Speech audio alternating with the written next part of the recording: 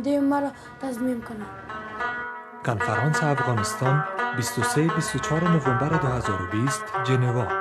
صلح، رفاه و خودکفایی.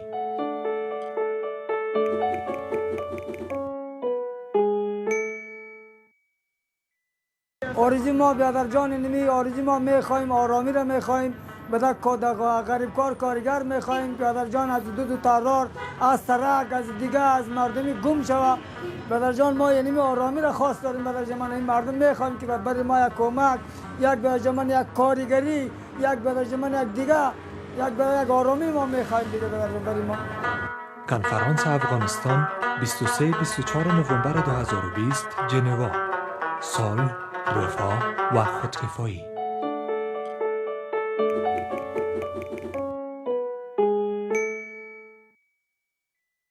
در کشور ما یک صلح امنیت آرامی باید باشه که ما در کشور دمید صلح امنیت آرامی باید اما تو به چیز دیگه به خیال و به چیز اما تو زندگی کنین دیگه با خاطری که جنجال از با خاطر جنگ از هر روز انتیاری هر روز انفجاری هر روز کشت و خون تا بقای در کشور ما کشتار باشه در کشور ما تا بقای ناامنی باشه. کنفرانس افغانستان 23-24 نوامبر 2020 ژنوا. صلح، رفاه و خودکفایی.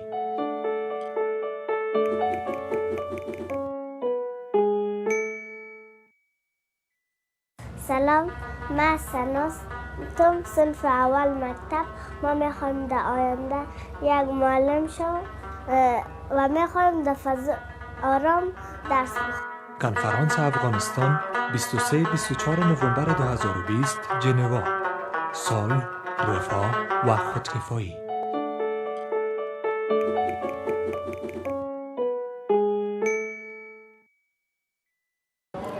به نظر من صلح تنها با ختم انفجار انتحار به دست نمی‌آید. ما به عنوان یک دختر افغان زمان به آرامش صلح میرسم که از تمام حقوق انسانی و منطقی خود برخوردار باشم و همچنان آرزویی را دارم که به حیث یک شخصیت و هویت مستقل در جامعه شناخته شوم با امید روزی که در تمام کوچه و پس کوچه های کشور ما صلح جاری باشد. کنفرانس افغانستان 23-24 نوامبر 2020 ژنوا. صلح، رفاه و خودکفایی.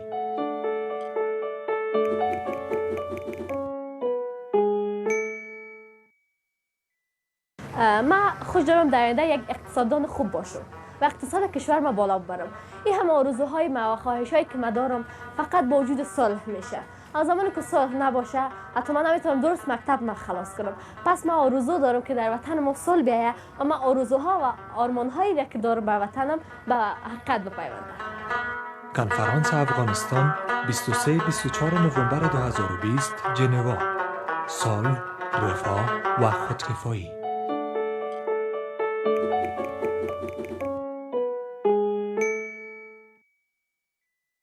من در آینده آرزو دارم یک دکتر شوم و به وطنم خدمت کنم و همچنان در دین ما آمده که با صلح و خیر. پس ما ترجیح میدیم در یک فضای صلح و امنیت زندگی کنیم و با آرزوهای خود برسیم.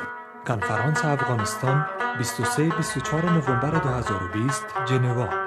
صلح، رفاه و خودکفایی.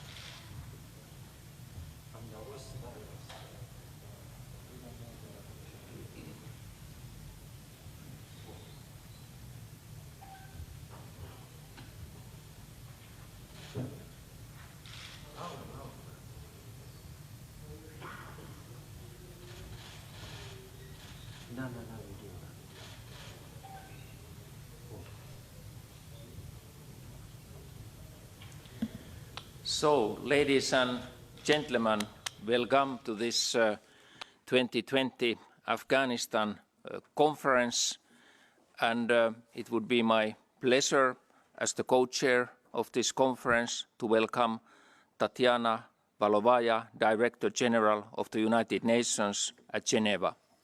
Please, Madam Tatiana Valovaya, floor is yours.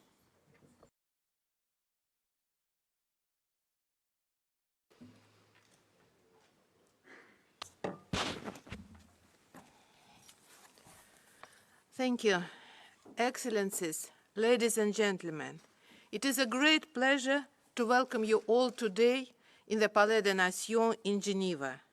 First of all, I would like to thank the government of the Islamic Republic of Afghanistan and the government of Finland for co-hosting this important pledging conference together with the United Nations, and the government of Switzerland for making this conference possible here in Geneva. Decades of sustained conflict, natural disasters, chronic poverty, and food insecurity have brought immense suffering to the proud people of Afghanistan. Numerous international and local humanitarian workers are toiling tirelessly, hand in hand with the people and the government of Afghanistan, to lift millions of conflict and poverty. Development cooperation with adequate financial support is sine qua non for a stable, safe, and prosperous country. This pledging conference provides a momentous opportunity to translate political support into strong and predictable funding. I am pleased that the United Nations office in Geneva can support this very important work. Although the current pandemic situation does not allow us to welcome you all at the Palais des Nations, this fact has its own silver lining. New digital solutions enable us to hold this joint conference with the utmost transparency, inclusion, and participation. The conference will not only be webcast live, but also aired on Afghan televisions. Excellencies, ladies and gentlemen, today is the day to reaffirm our full solidarity with the people of Afghanistan. And United Nations office in Geneva is here to support you in this. Thank you very much, and I wish you a very productive conference. Thank you, Madam Valovaya. Your Excellency President Ghani, fellow co-chairs, Afghan ministers and UN, Ministers and Excellencies, ladies and gentlemen, the proud people of Afghanistan. It's my pleasure to warmly welcome you all to this ministerial conference, providing us a historic opportunity. With the peace talks underway and the end of the transformation decade at sight, Afghanistan is at a critical juncture. I'm encouraged by the recent positive messages from the Afghanistan peace negotiations. I hope that this leads to substantive results soon. An immediate ceasefire would support this process. Finland is very pleased to co-host this 2020 Afghanistan Ministerial Conference together with the Afghan government and UN.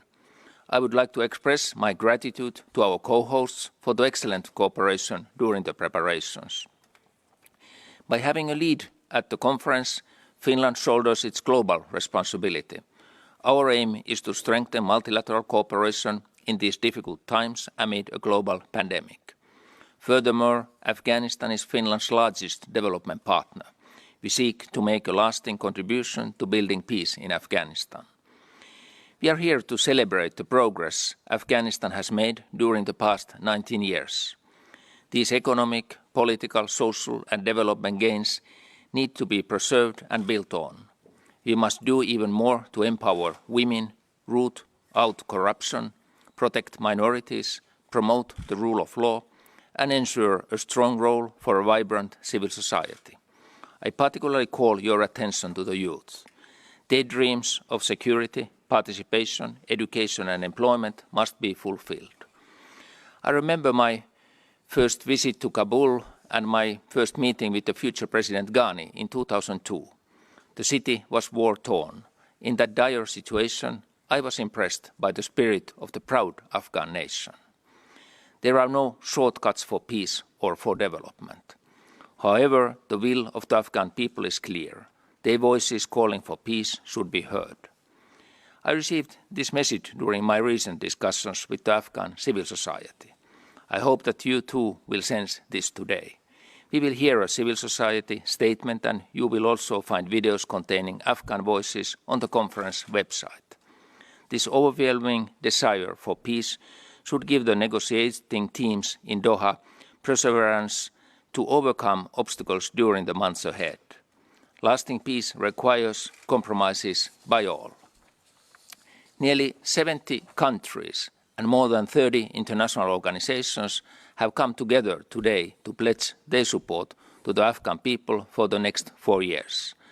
Our commitment remains as strong as 19 years ago. Together, we will set priorities for international support towards a peaceful, prosperous and self-reliant Afghanistan based on commonly shared values and principles. With these words, I warmly welcome you all to the 2020 Afghanistan Conference. Afghanistan needs our support now more than ever. Let's make this event count. I look forward to hearing your generous pledges. Thank you. And now, I would like to give the floor to my good colleague, Mohammed Hanef Atmar, Minister of Foreign Affairs of Islamic Republic of Afghanistan. Please, Minister Atmar, floor is yours. Thank you so much, Mr. Minister. Bismillahirrahmanirrahim. Your Excellency, President Mohammad Ashraf Ghani, Your Excellency, Foreign Minister Pekka Haavisto, Your Excellency, Foreign Minister Cassis, Excellency Osiris G. Lyons, Honorable Ministers, distinguished delegates, ladies and gentlemen, Assalamu alaikum, good morning. I welcome you all to this 2020 Afghanistan Conference, another landmark event in Afghanistan's enduring partnership with the international community. This year we meet under unique circumstances, marked by a global life-altering pandemic, which is why we meet in a hybrid in-person and virtual format. It's an honor for us in the government of the Islamic Republic of Afghanistan to co-host this conference with the government of Finland and the United Nations. On behalf of the co-hosts, I wish to thank the government of Switzerland and the United Nations for hosting us and providing us with these fabulous facilities. Today represents a step in a continuum of partnership on solidarity, which began in 2001 and which we Afghans have cherished as a shared journey in support of a stable, peaceful, and prosperous Afghanistan and the region. We are deeply grateful to the many nations around the world, most of whom are represented at this meeting today, for their commitment and support over these years. While the journey continues, we count on your continued friendship and commitment to our shared interests and goals. Excellencies, halfway through the transformational decade, Afghanistan is at a critical juncture, where a historic opportunity for peace has arisen, but relentless threats and challenges still abound. Through the second iteration of the Afghanistan National Peace and Development Framework and the Afghanistan Partnership Framework, we propose a renewed partnership with the international community, anchored in mutual commitment and accountability, aimed at securing the Afghan peace, promoting prosperity and the rights of our people, men and women alike, and offering a path to self-reliance and regional connectivity. Excellencies, in a few moments, the President of the Islamic Republic of Afghanistan, His Excellency Mohammad Ashraf Ghani, will address this meeting, speaking for the Afghan government and people at the opening of this important conference. But before that, I wish to pass the floor to my esteemed co-host, Minister Haavisto and SRG Deborah Lyons and Minister Arkhandiwal. So the floor is yours, Mr. Minister. Thank you. Thank you, Minister Atmar, for these very wise words. And now I would like to give the floor to Abdul Hadi Arkhandiwal, Minister of Finance of Islamic Republic of Afghanistan. Please, Minister, the floor is yours. Bismillahirrahmanirrahim.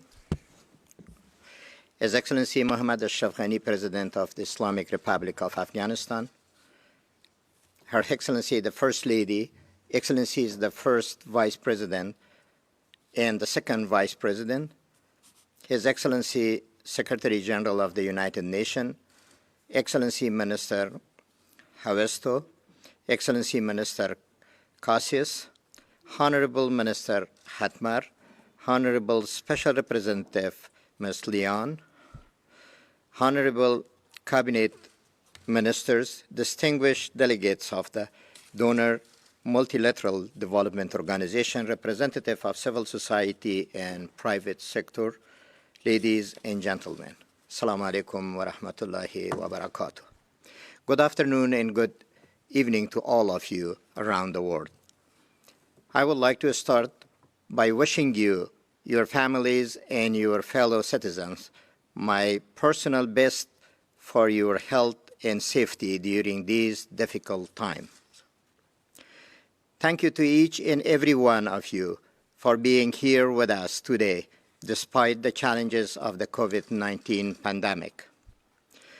I would also like to express my profound gratitude to the government of Finland and the United Nations for co-hosting the 2020 Afghanistan Conference with the government of Afghanistan. The 2020 Afghanistan Conference is taking place while Afghanistan is experiencing difficulties of immense preparations. 40 years of senseless and imposed war and increasing violence are devastating the life of ordinary Afghan, old and young, men and women, newborn children, and even those who are yet to breathe their first breath across the country. As the entire world is going through the most difficult time, with perhaps more challenging still ahead, we have gathered here today to renew our commitment and chart a path for a peaceful, prosperous, and self-reliant Afghanistan. In the second version of Afghanistan National Peace and Development Framework, which will be one of the key outcomes of the 2 days conference, we have outlined the short-term, medium-term, and long-term vision and priorities needed to move Afghanistan forward on its journey to self-reliance. Our proposed measures under the peace-building, state-building, and market-building principles of ANPDF2 are needed for peace and stability, improving security, restoring economic growth, and confronting the challenges of increasing poverty and unemployment. For a low-income country such as Afghanistan to continue to finance its needs and priorities, continued international support is needed to protect lives and livelihoods, strengthen rule of law, protect human rights and women's rights, and further improve government and delivery of basic service to the people of Afghanistan in a balanced, effective, and transparent manner. It is highly encouraging to have you here today. The reality is that Afghanistan's fight against the difficulty it is facing is everyone's fight. The international community can and must step up efforts, thereby creating the peace for addressing the urgent need as well as helping achieves our shared objective of a united and democratic Afghanistan at peace with itself, the region, and the world. The need for supporting the people of Afghanistan has never been greater. This is a great cause to which everyone must subscribe.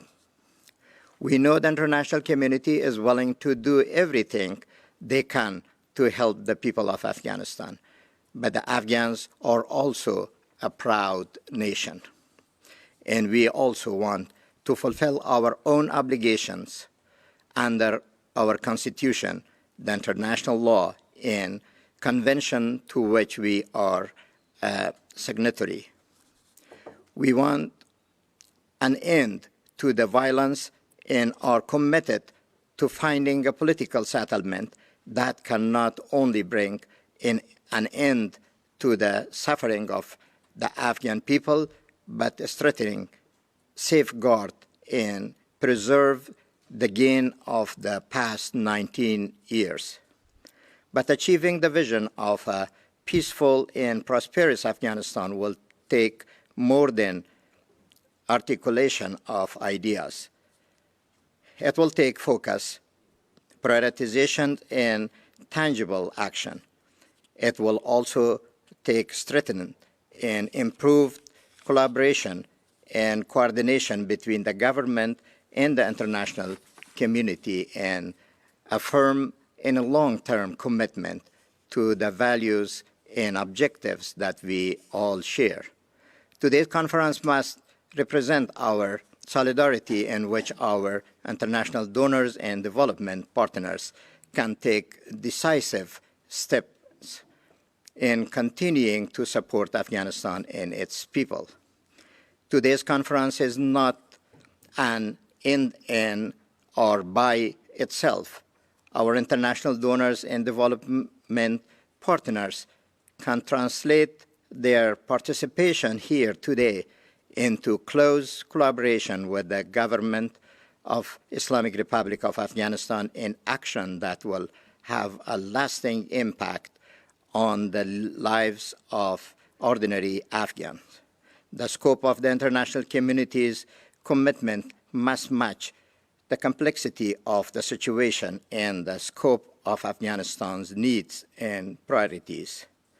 In conclusion, I would like to thank the government leadership, particularly His Excellency the President of Islamic Republic of Afghanistan, for trusting the important responsibility of preparing for the organizing today's conference to us. In the end, I hope that today's pledging conference will be a confident step in direct of peace, stability, and prosperity in Afghanistan, the region, and the world. And I thank you all. Thank you so much, Mr. Minister Dira Manenna. Our next speaker is Her Excellency Deborah Lyons, the Special Representative of the Secretary General of the United Nations. Your Excellency, the floor is yours. Excellencies, UNAMA is honored to co-host this conference at this historic moment for Afghanistan. I thank the governments of Afghanistan and Finland for their incredible leadership. We are also indebted to the United Nations office in Geneva, whose Director General, Vailo Vayav, is with us here today, for the exceptional support under these very difficult COVID circumstances. And of course, to the government of Switzerland for their amazing warm hospitality in this beautiful setting. We meet today in Geneva, and frankly, all around the world virtually, with a common cause: to decide on the international community's support to Afghanistan in these remaining years of the important transformation decade. We do so in full recognition of the stark choices facing Afghanistan. For this is indeed a time of unprecedented opportunity, but mixed with very deep uncertainty. As we speak, Afghans representing the Islamic Republic of Afghanistan and the Taliban continue at the table with their peace negotiations in Doha. We must all be encouraged by the resolve of the negotiation teams to remain at the table and engage in these talks. Peace negotiations are hard work, very time-consuming and often very tedious. Eventually, the negotiations will need to cover sensitive and complex issues about the country's political configuration, about the role of Islam in society and in the justice system, about human rights, including women's rights and the rights of religious and ethnic minorities. Ultimately, though, these are issues for the Afghans themselves to decide. At the same time, Afghanistan has made significant gains in recent years towards strengthening its compliance with international norms, norms that all full members of the global community respect. There is a clear expectation within the international community that this work should continue and will continue unabated. Afghanistan must move forward, not backwards. But to be clear, the UN and international partners will stand by the people of Afghanistan in full knowledge of these challenges facing the country.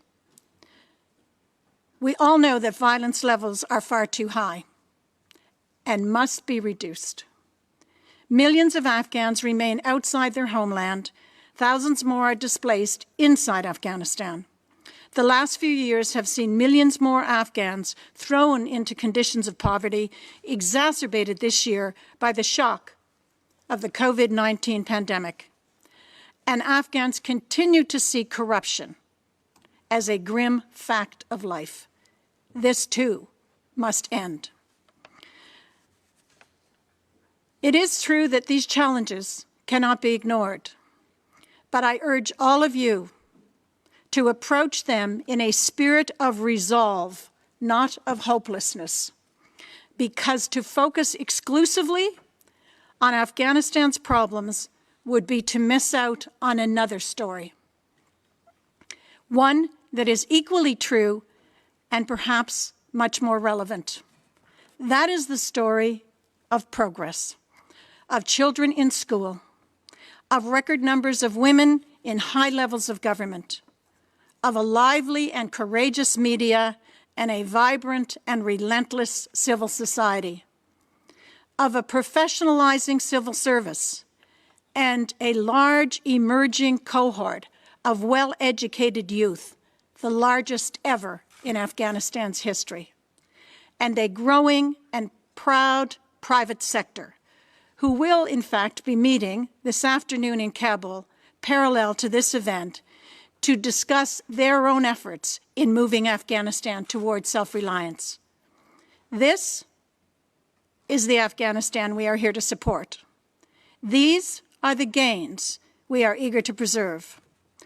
Afghans themselves are committed to preserving these gains, but they will need the ongoing support of the international community, political, financial, and technical. Now is not the time to walk away. The nature of this support, however, will need to evolve as Afghanistan continues its journey towards self-reliance. And here I would particularly like to highlight the role of the regional countries. Already we are seeing a steady increase in cooperation between Afghanistan and its neighbors. This is yet another success story. In trade and transit, in infrastructure connectivity, in education and health, and in people-to-people ties. Yesterday, as part of this overall conference, a dozen regional countries came together to echo their call for peace in Afghanistan and to highlight the enormous benefit to the region of a stable Afghanistan. Tapping into this potential will be a key task for many of us in the coming years. The UN has stood with the Afghan people for many, many decades, through good times and bad, and we will continue to do so. So I look forward in the hours ahead to the many countries and organizations, over 100, from across the globe, expressing support to and solidarity with the people of Afghanistan. Thank you. Thank you, Madam Lyons. The next online speaker will be His Excellency Josep Borrell, High Representative of the European Union for Foreign Affairs and Security Policy. Please, Mr. Borrell, floor is yours. Thank you. Thank you. President Ghani, Secretary General Guterres, Excellencies, Ministers, distinguished participants and supporters of peace in Afghanistan from all over the world. I wish to thank the government of Afghanistan, Finland, and the United Nations for organizing this conference and giving the opportunity to the international community to send a strong signal of support to the people of the Islamic Republic of Afghanistan. As we discuss the future of Afghanistan today, millions of Afghans are suffering from unacceptable levels of violence and the uncertainty inflicted upon their everyday lives and perspectives by decades of war. Dear Afghanistan friends, dear Afghan friends, I would like today's conference to strengthen your hope for a better future. You need to be able to trust your elected leaders and international partners, and we must not disappoint you. We all need to provide for real opportunities and prospects for a peaceful life in Afghanistan. This also means that not only our financial support, but also our security and military action in Afghanistan needs to be managed wisely and with long-term considerations in mind. The ongoing peace process requires more signs of trust and commitment to peace by the Taliban. Violence must stop, not tomorrow, but right now. We support the call by United Nations Secretary General Guterres and United Nations Security Council for an immediate, unconditional, and nationwide ceasefire. A ceasefire should not be the outcome of the peace process. A ceasefire should accompany the process as from today. A genuine partner for peace should not only spare international from attacks, but also stop attacking and to killing its own compatriots. The outcome of the peace process should be owned by the population at large. In order to achieve the necessary legitimacy, the process must be inclusive. The voices of women, youth, minorities, and victims of war must be heard and their rightful demands addressed. Only a broad-based national consensus on the foundation of the future of Afghanistan will lead to a lasting peace. I would like to reaffirm today the European Union's commitment to continue to support Afghan people, both politically and financially. We want to help to build a sovereign, unified, and democratic Afghanistan on a path towards prosperity and self-reliance. Afghanistan's future trajectory must preserve the democratic and human rights gained since 2001, most notably as regards women's and children's rights. As United Nations Security Council said, any attempt to restore an Islamic emirate would have an impact on our political and financial engagement. This also applies to the need for continued progress on governance, including a more effective fight against corruption. Ladies and gentlemen, peace and prosperity in Afghanistan are also important for the stability and security of the region and beyond. It will help to tackle the considerable challenges of terrorism, violent extremism, irregular migration to Europe, as well as trafficking human beings and narcotics. I would like to finish with a verse from poet Rumi. He said, "As you start to walk on the way appears." Let's all start today to walk on the way of a prosperous and stable Afghanistan to make sure that with our support, it will appear. Thank you very much. Your Excellency, the High Representative, Mr. Borrell, thank you so much for your wise remarks and for your continued support on behalf of the European Union. The government and people of Afghanistan are grateful. Our next speaker is His Excellency Minister Cassis. May I request you to take the podium, please?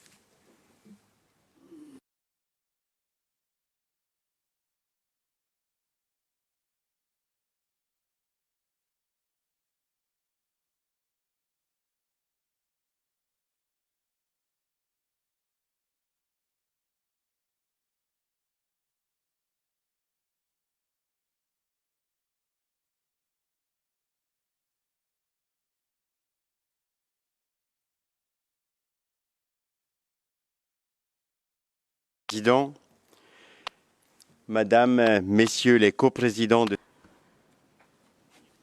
co-chairs of this conference, ladies and gentlemen, excellencies, and citizens of Afghanistan. A friend is one who reaches out his hand in periods of distress and inability.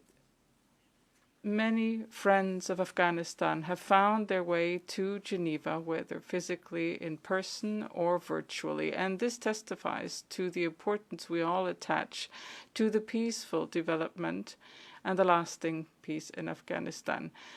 To all of you, I would like to extend a warm welcome to Geneva. Switzerland is proud of symbolically hosting this ministerial conference on Afghanistan. I would like to thank the government of Afghanistan and of Finland, as well as the UNAMA, for having organized this conference today. This is an important year, one that is, however, difficult for the people of Afghanistan. They are enduring real hardship. However, this does not translate into an inability to act, and the topic and the purpose of the conference today is not only to mobilize funding for Afghanistan, but also to discuss the pathways towards the future. We are gathered here today because we are convinced that no summit, however high, is impossible to reach. This being said, we must have frank and sincere discussions on the ways that we need to take, the means we need to adopt to reach it. We must discuss realistic and concrete aims for the years to come. Excellencies, ladies and gentlemen, Geneva has a reputation of being a city where such discussions can be held. Switzerland recognizes the immediate advantage of holding such dialogues, and it is in this spirit that Switzerland has long made a commitment to holding such peace talks.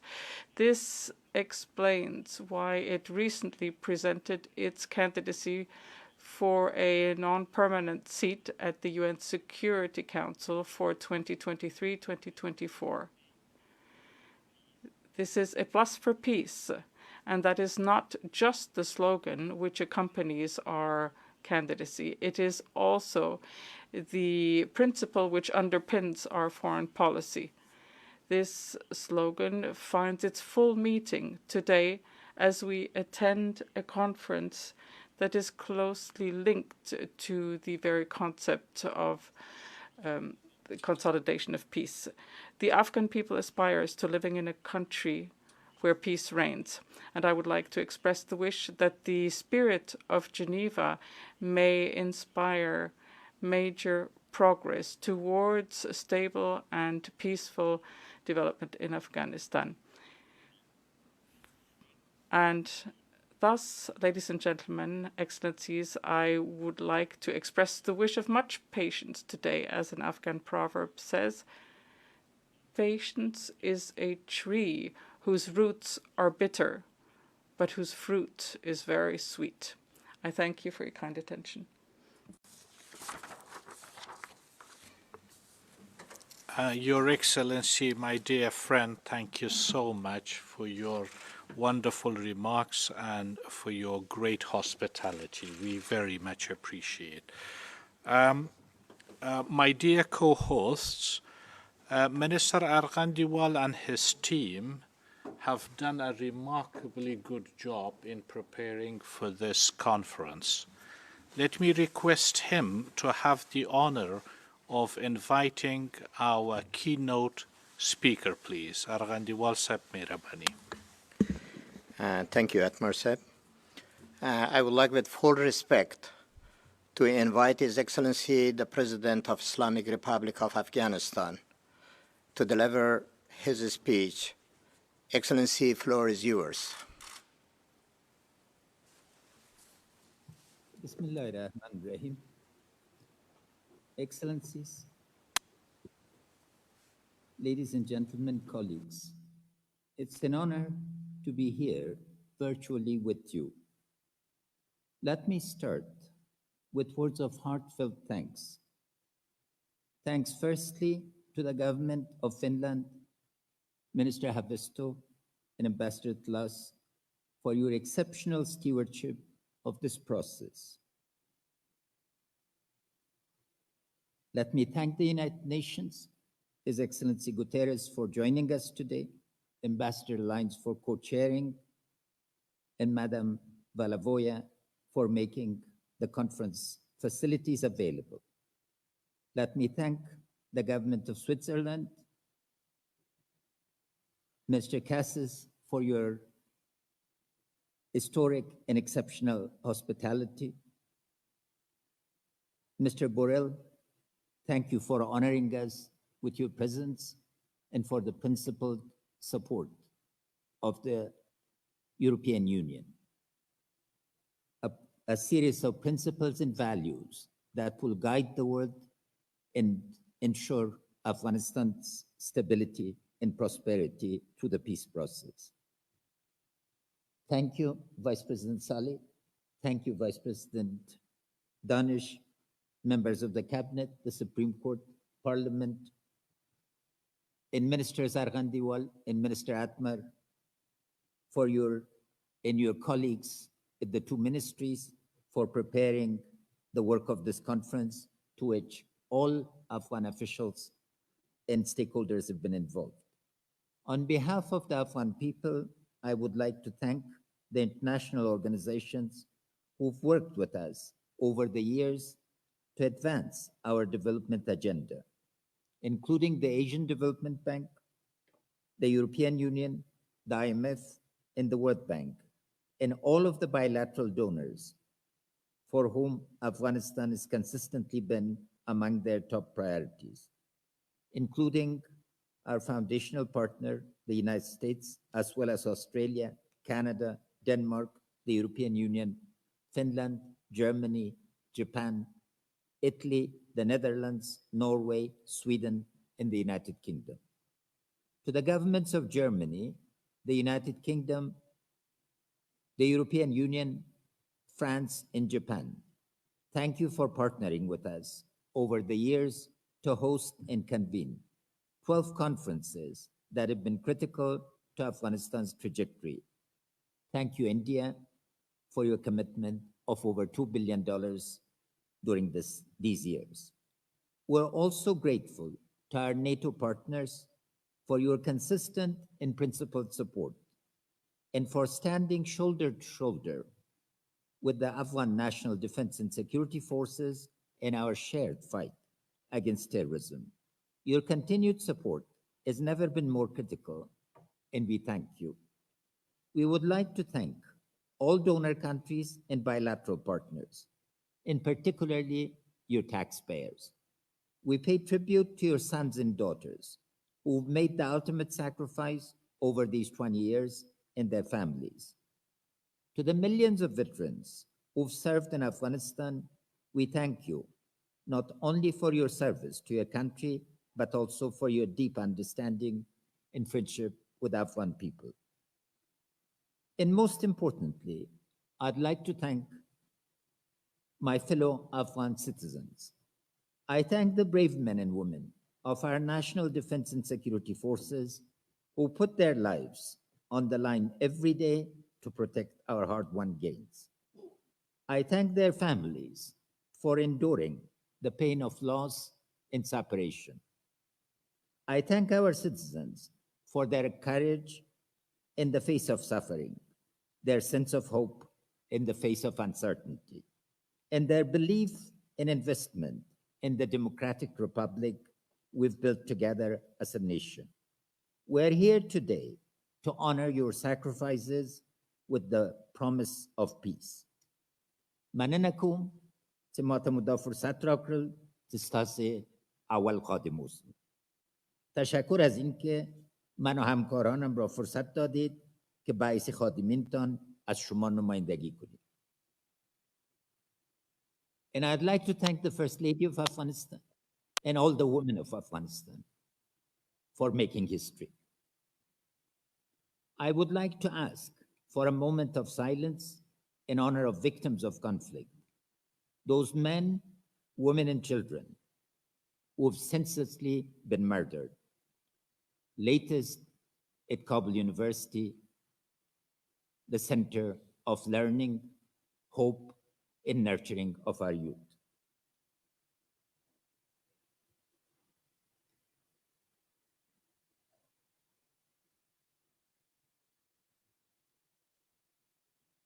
I hope you receive these words of thanks in the same spirit of sincerity in which I delivered them. We're living in the midst of one of the greatest tragedies of history, the COVID-19 pandemic. We're exceptionally grateful that at a time of such collective suffering and competing domestic priorities, now in the peak of the second wave, your commitment to Afghanistan remains strong. This conference is the product of one of the most interactive and collaborative processes to date shared between the government of Afghanistan and our partners. Our three-pillar approach of peace, state, and market building presented in the second Afghanistan National Peace and Development Framework were validated and further enriched through a series of workshops with our partners in a spirit of genuine openness from both sides. To reach common ground, it has set a precedent for collaboration that we would like to maintain and serve as a standard for other countries. The result is a framework that captures our core reform priorities and main development objectives. It is a plan that aligns our strategic principles, actions that are operationally measurable, and indicators that allow us to make fair judgment on progress. Such a plan is critical in today's world of turbulence, uncertainty, and fast-changing realities. It allows us to look ahead. I've spent the past several years of my presidency in listening mode. My colleagues and I have traveled 85 times to the provinces where we've met citizens from all walks of life, men, women, and youth, working in all sectors of government and civil society across cities and villages. Prior to COVID-19, we hosted 5,000 Afghan citizens a month at the presidency in Kabul. This national dialogue has been a participatory process where we've understood our people's expectations and tried to balance them with the realities we are facing today and the resources available to us. And we've also made significant time to include our international partners in this dialogue. Our aim with this new framework was to distill that vast experience into three pillars that could be understood and effectively acted upon. What did we hear during these consultations? What is the main priority of the Afghan people?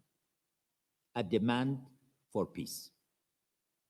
Today, we, the Afghan people, government, and international community, share a vision of a sovereign, unified, democratic Afghanistan at peace with itself, the region, and the world, capable of preserving and expanding the gains of the past 2 decades. This is not just the ultimate objective of our negotiation with the Taliban in Doha. But more importantly, it's also the ultimate goal of the work we do every day within the halls of government to meet our development objectives. There are two channels we must simultaneously nurture in order to create peace. One is peacemaking and one is peace building. In Doha, our negotiation team is working on making peace, and responsibility for ushering the peacemaking process forward is now in the hands of the two negotiating teams at the table. But before the negotiators got to the table, the Afghan government made huge contributions to furthering the peacemaking process. In February 2018, I made an unconditional offer to the Taliban, introducing the question of peace into the national and international dialogue. The Afghan people had not dared to think of peace as a possibility until the unprecedented three-day ceasefire of June 2018.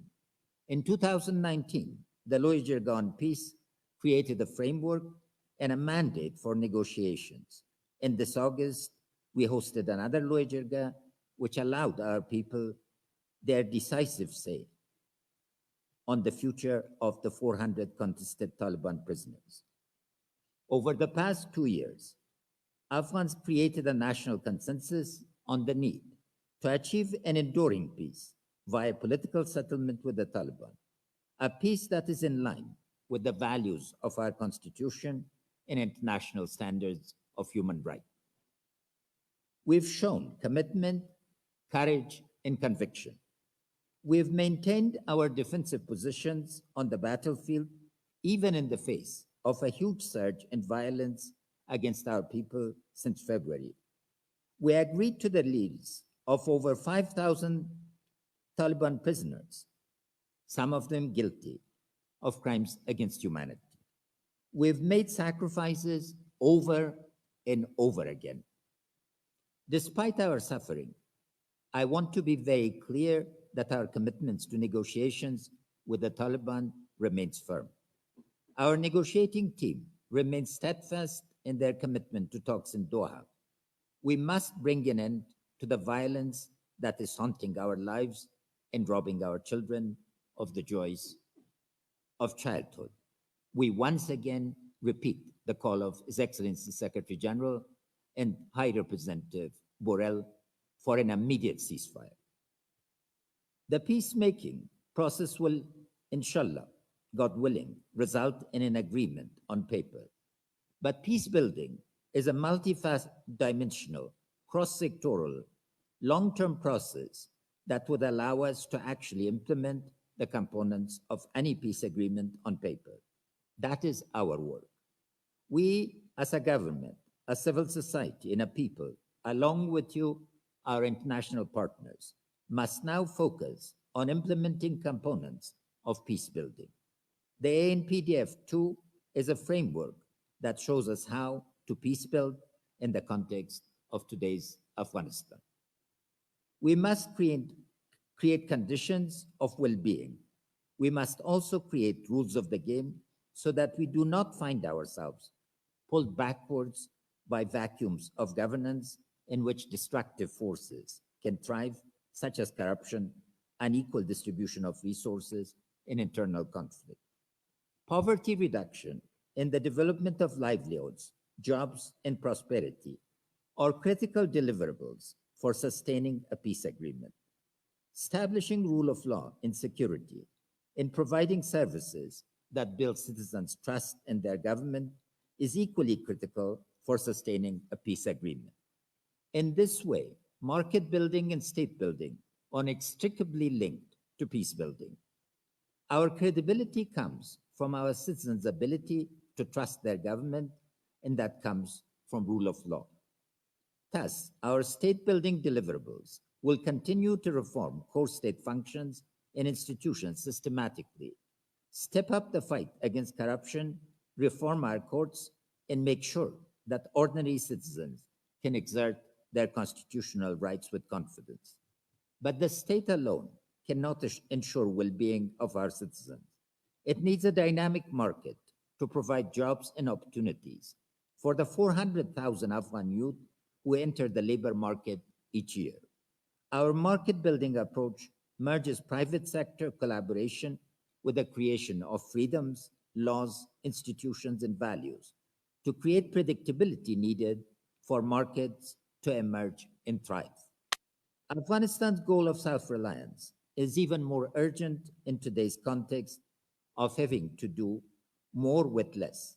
Amidst a pandemic, insecurity, and uncertainty, the critical goal of our market-building agenda will be to map our capitals and capabilities and galvanize them and attract national, regional, and international investment. And though that will be a great challenge, the payoffs for Afghanistan and our people will be immense. We should not underestimate the exponential value of the assets that we have and the potential, if managed properly and strategically, to completely transform our market capital. Those include immense renewable energy, sources such as wind power and solar and water, unmatched reserves of metals and minerals, and huge potential in the sectors of reforestation, in sustainable agriculture, in green industry, and dynamic cities. There is a key platform and also a key mechanism for unlocking the potential. Number one, the key platform is the region in which we are located. If there is any shortcut to bringing peace, prosperity, and stability to Afghanistan, it would be through regional connectivity. Central Asia is looking south. South Asia is looking north. East Asia is looking west, and West Asia is looking east. This allows Afghanistan to play the role of a hub and intersection for four main forms of connectivity: transport, energy, industry, and trade, and digital. Regional connectivity is not only a key to our market and state-building agenda, with major dividends for all of our neighbors, but also a key to our peace-building agenda. We need to create a strong regional consensus for a stable and peaceful Afghanistan. Regional guarantees of the peace agreement would be crucial. Number two, the key mechanism for this framework is the national priority programs. The NPPs are our tool for implementation, for making the reforms a reality and delivering on the expectations of our citizens. Our national priority programs link our development priorities to the national budget, are national in scope, and are subject to a 360-degree monitoring and evaluation process. Our ongoing dialogue with you, our partners, is around these NPPs. I want to go back for a moment to consultations that informed this framework. We developed it based on the expectations of the Afghan people. It's important to note that those expectations are of a changed society, a society that is completely different and totally transformed from the remnants of the broken nation that the Taliban had left behind as their legacy in 2001. Last week, I myself was pleasantly surprised when I read the latest demographic statistics published by our National Statistics and Information Authority. Today, 74.6% of Afghans are under 30 years of age, and a staggering 48.5% are under the age of 15. Almost half of our entire population has been born and raised in a young democracy. They've overcome the past divisions of older generations and have found unity of voice and purpose in our democracy. Our youth have embraced freedom of expression to build one of the most free presses in the region. Our youth have validated our electoral democracy with their individual votes. Our youth have embraced entrepreneurship, education, and creativity, and taken active part in rebuilding our society. Our youth and women are changing history. A new Afghanistan has emerged over the past 2 decades and with it an entirely new set of expectations from our citizens. Our vibrant Afghan civil society also has an important role to play here. The government is totally committed to continuing to create an enabling environment for civil society to operate and be part of our policy-making process. But it must be based on lessons learned from other countries on the ideal regulation of civil society in NGOs. I also would like to remind of the established Afghan forms of civil society, the networks and values that have kept us bound together as a nation for decades and centuries, even in the face of war and deprivation. These are families, households, friendships, and communities. The ulama are a pillar of our society and one of the strongest voluntary networks in our country. We are not mere individuals. We are linked to these systems of support that keeps us united and provide during times of hardship. And that is why I've come back over the years to listen also to these more traditional forms of society, particularly in the provinces, because above all, the overreaching expectations of our people is that national unity is preserved and enhanced. Peace, preservation of our democracy and constitution, security, accountability and services, national unity, regional connectivity. These are the expectations and task goals in front of us.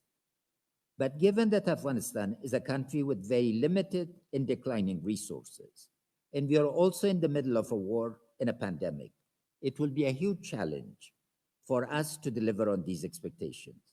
The main theme of our development agenda is to meet these new expectations by doing much more with much less in the face of daunting challenges.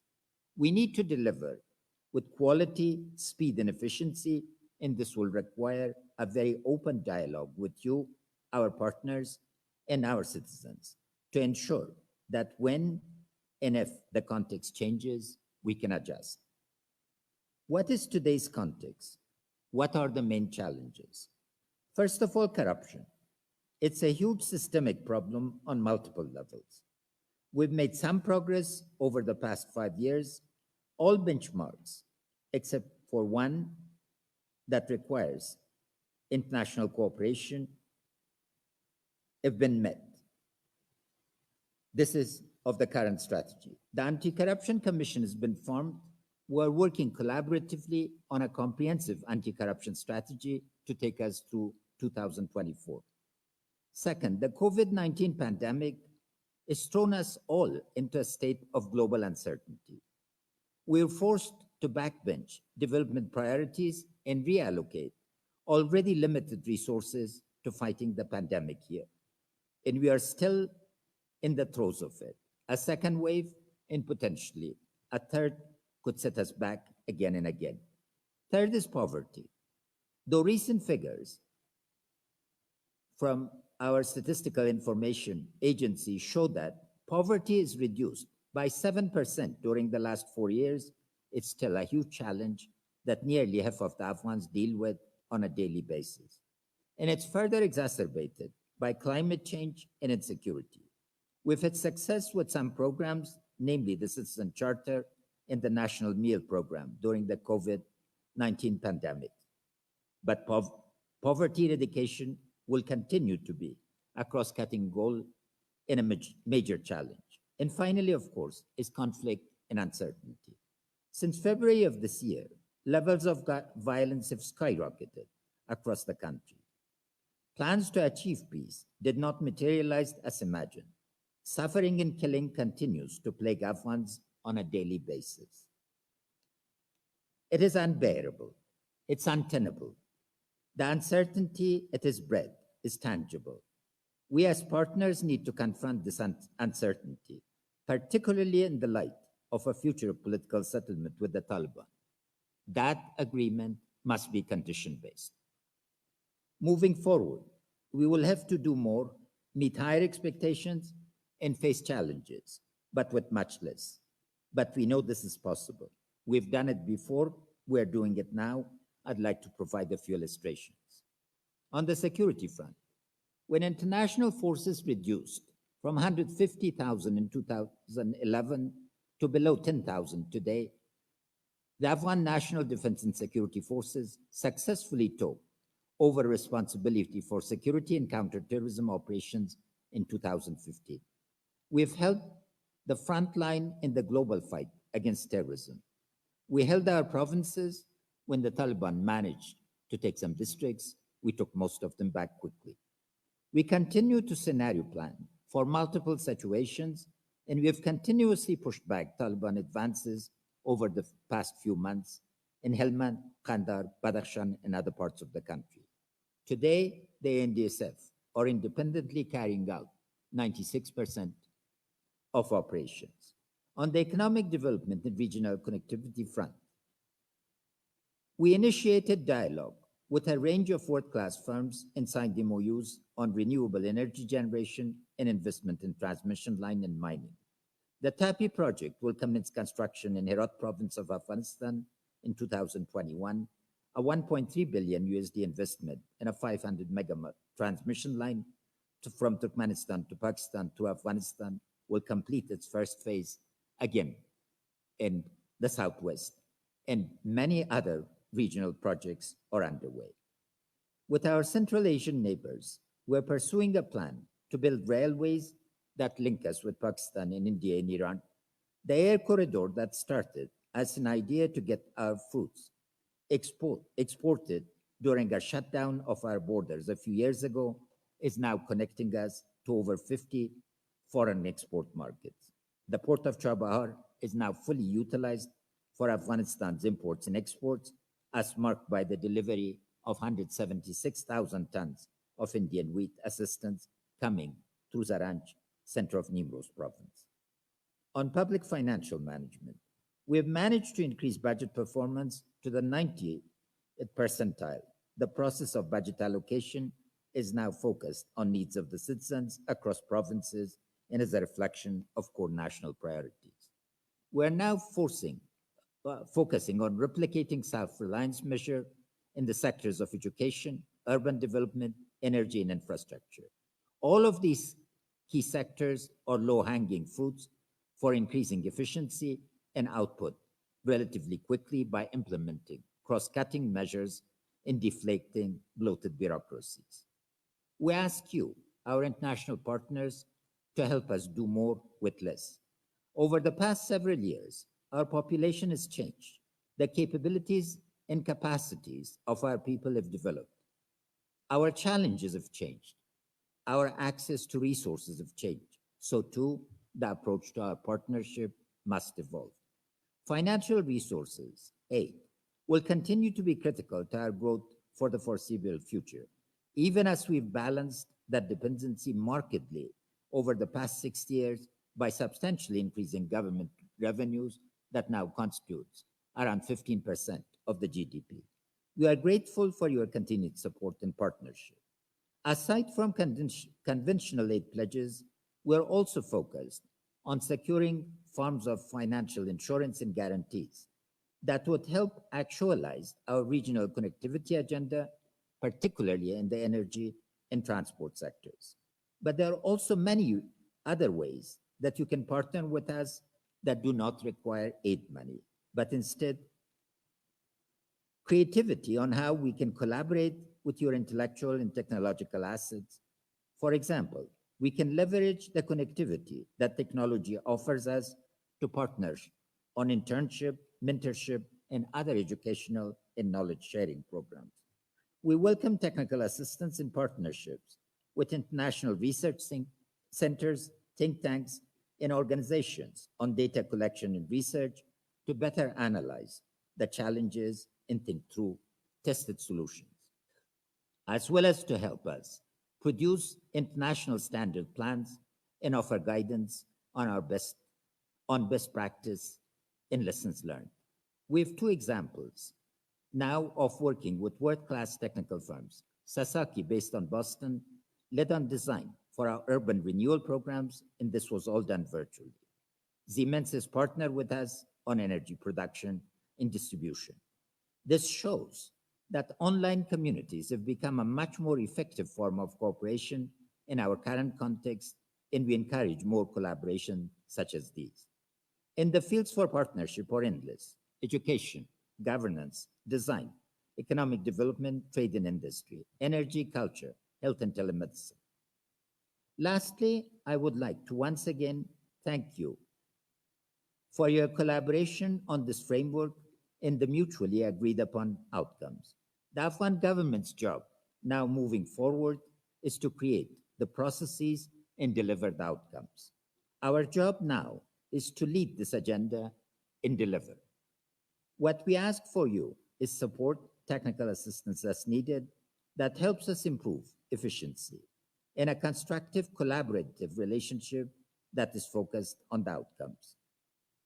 I said at the beginning of my remarks today that we are living in the midst of a tragic period in our history. The real test of the strength of our partnership and the virtue of our shared vision is if we are able to avoid an even greater tragedy of our shared history. We must not let history repeat the tragedies here in Afghanistan. The ultimate result of our work moving forward and the ultimate benefit of our committed partnership comes when we move past the war, the poverty, and the pandemic. I'm confident that through our combined efforts, we'll be able to manifest a positive, prosperous, peaceful future for Afghanistan. I close by once again expressing my gratitude to you and your fellow countrymen and women for your continued principled commitment, support, and your belief in a peaceful Afghanistan. Thank you, and God bless. Thank you so much, President Ghani. And now, as the final keynote address in our opening ceremonies, I am honored to introduce the statement of His Excellency Antonio Guterres, Secretary General of the United Nations. Your Excellency President Mohammad Ashraf Ghani, Your Excellency Minister Pekka Haavisto, Excellencies, distinguished guests, ladies and gentlemen.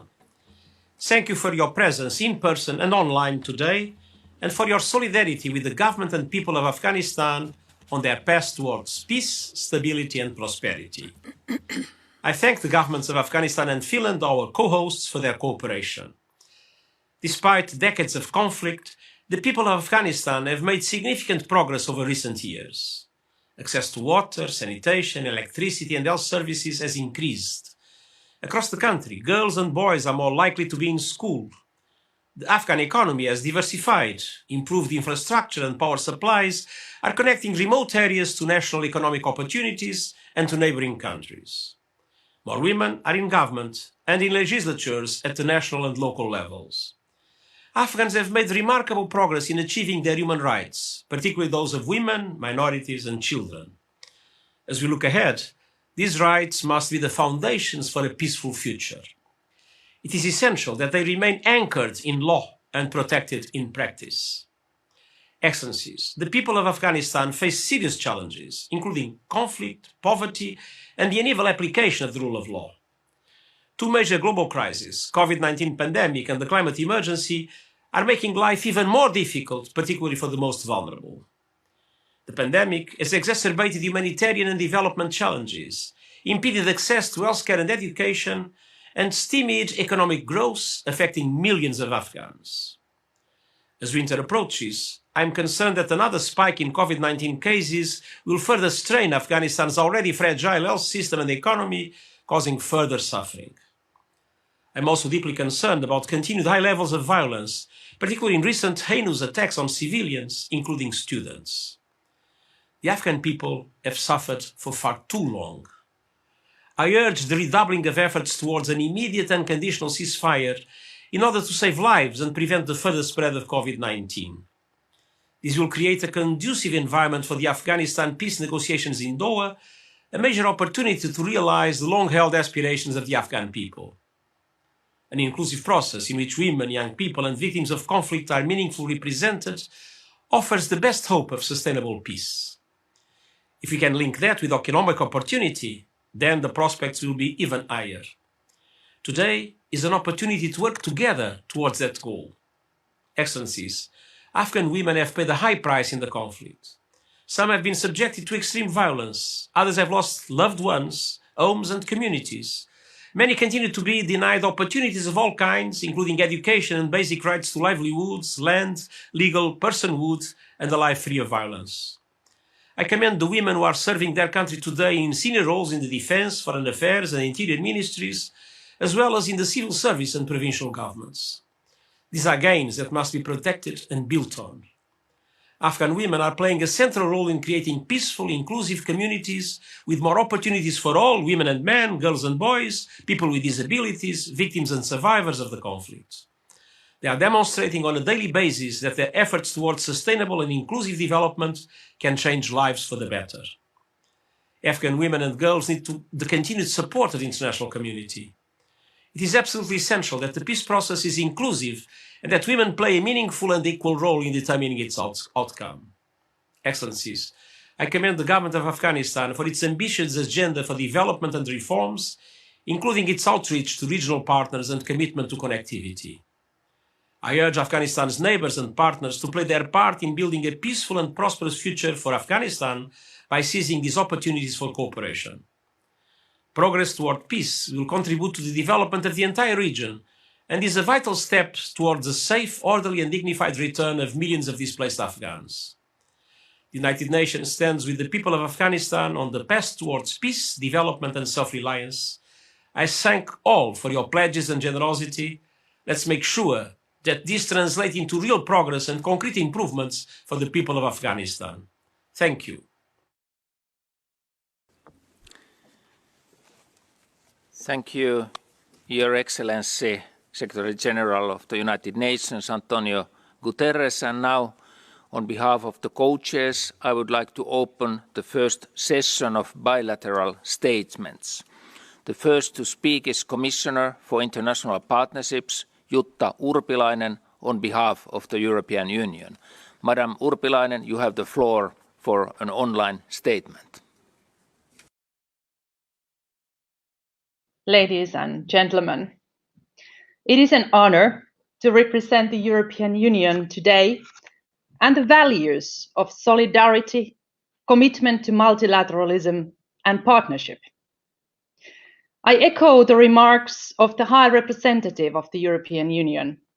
The EU is committed to a peaceful, stable and democratic Afghanistan in which the human rights of all citizens are secured. Women, children, and persons belonging to minorities should fully enjoy their rights. Respect for all citizens' dignity is the basis for a lasting peace. An immediate, permanent, and comprehensive ceasefire would allow European support, development and humanitarian assistance to fight poverty and improve the livelihoods of all Afghans. Humanitarian actors should enjoy access throughout the country in accordance with humanitarian law. In 2016, the EU showed its strong commitment to Afghanistan by pledging 1.2 billion euros over a 4-year period. It is my pleasure to announce today that we are ready to keep this level of support for the next 4 years, subject to completing the programming under our multi-annual financial framework 2021 till 2027. We will continue building together on the political, economic, and social achievements of the last 19 years. The EU's support will be maintained or reviewed depending on Afghanistan's continued commitment to democracy, the rule of law, human rights, and gender equality. As close friends and partners, we expect Afghanistan to make further progress on reforms promoting transparency and accountable governance. Thank you. Thank you, Madam Urpilainen. Thank you for your words and thank you for the generous pledge of European Union. And now we have the pleasure to hear the video statement of Foreign Minister of Japan, Minister Toshimitsu Motegi. You have the floor. ハーベストフィンランド外務大臣、アトマルアフガニスタン外務大臣、ご列席の皆様。日本は2001年以降、2度の対アフガニスタン支援会合の開催や、68億ドルの支援実績を含め、アフガニスタンの復興に積極的に貢献してきました。また、昨年ご逝去された緒方貞子氏、中村哲氏をはじめ、多くの日本人がアフガニスタンの復興に尽力してきたことは私たちの誇りであります。私自身、2002年にアフガニスタンを訪問した際、日本の支援により、修復中の病院や学校を視察するとともに、当時財務大臣であったガーニー現大統領、当時外務大臣であったアブドーラ現国民和会高等評議会議長から復興に向けた力強い決意を伺ったことをよく覚えています。日本はアフガニスタンで和平交渉が行われていることを歓迎します。交渉進展のため、まずはすべての当事者に即時かつ包括的な停戦を呼びかけます。そして交渉が持続的な平和につながること、また過去19年間にわたる国づくりの取り組みが維持されることを強く期待しています。日本はアフガニスタンの政府及び国民と共にあります。そして2021年から2024年まで年間 1.8 億ドル規模の過去4年間と同水準の支援を維持するよう努めます。加えて、和平プロセスの進展が見られる場合には、追加的な支援を検討する用意があります。アフガニスタンが変革の10年の後に真の自立を果たすには、アフガニスタン政府自身による取り組みが不可欠です。この観点から、アフガニスタンパートナーシップ枠組みの下で、法の支配や汚職撲滅を含む課題に、アフガニスタン政府がしっかりと取り組むことが重要です。日本の支援もそうした努力があって初めて提供されるものです。また、アフガニスタン政府による第二次和平と開発のための国家枠組みの策定を歓迎します。日本はこの枠組みを踏まえ、引き続き農業、農村開発、教育、保健、インフラといった分野での支援を継続し、アフガニスタンの経済成長を後押ししていきます。同時に支援の円滑な実施に欠かせない治安分野の支援も継続していきます。日本は今後もアフガニスタンの平和と繁栄と自立のため貢献していく決意です。ありがとうございました。Thank you, Minister Motegi. Thank you, Japan. Thank you for your words and your generous pledge. Next is the video statement of United Kingdom, Lord Ahmad of Wimbledon, Minister for South Asia and the Commonwealth. Please, floor is yours. Excellencies, distinguished delegates, I would like to start by expressing the United Kingdom's appreciation to the United Nations and the governments of Finland and the Islamic Republic of Afghanistan for organising this important conference. It's virtual, but it's apt to say we're all just about getting used to doing things virtually. The UK is and remains a staunch supporter of Afghanistan and its people, as it goes on its path to a more peaceful, prosperous and stable future. Since 2016, the UK has spent more than £750 million on Afghanistan's development. This makes Afghanistan the third largest recipient of UK aid. It is also helping to create an Afghanistan that is less dependent on external support and more inclusive. UK support enables the delivery of essential services for the Afghan people as they continue to suffer the effects of decades of a long drawn-out conflict. I'm particularly proud that the UK-funded education programmes have helped to ensure that more than 9.6 million children now attend school. And I'm delighted that 39% of these children are girls. The children are the future of Afghanistan. The Girls' Education Challenge Fund, launched by the United Kingdom in 2012, has therefore been key to this progress that we've seen. UK-funded programmes have also underpinned the protection of media freedom and minority rights. And we remain absolutely committed to protecting and building on this important progress that has been achieved. Since we last gathered in Brussels in 2016, the strategic context has changed significantly. The start of peace talks between the Afghan government and the Taliban is a pivotal moment in Afghanistan's history. And we all want to make sure that our collective efforts continue to support the peace talks and, importantly, all the people of Afghanistan. I'm therefore pleased to announce today that the United Kingdom is pledging up to £155 million of development funding for 2021.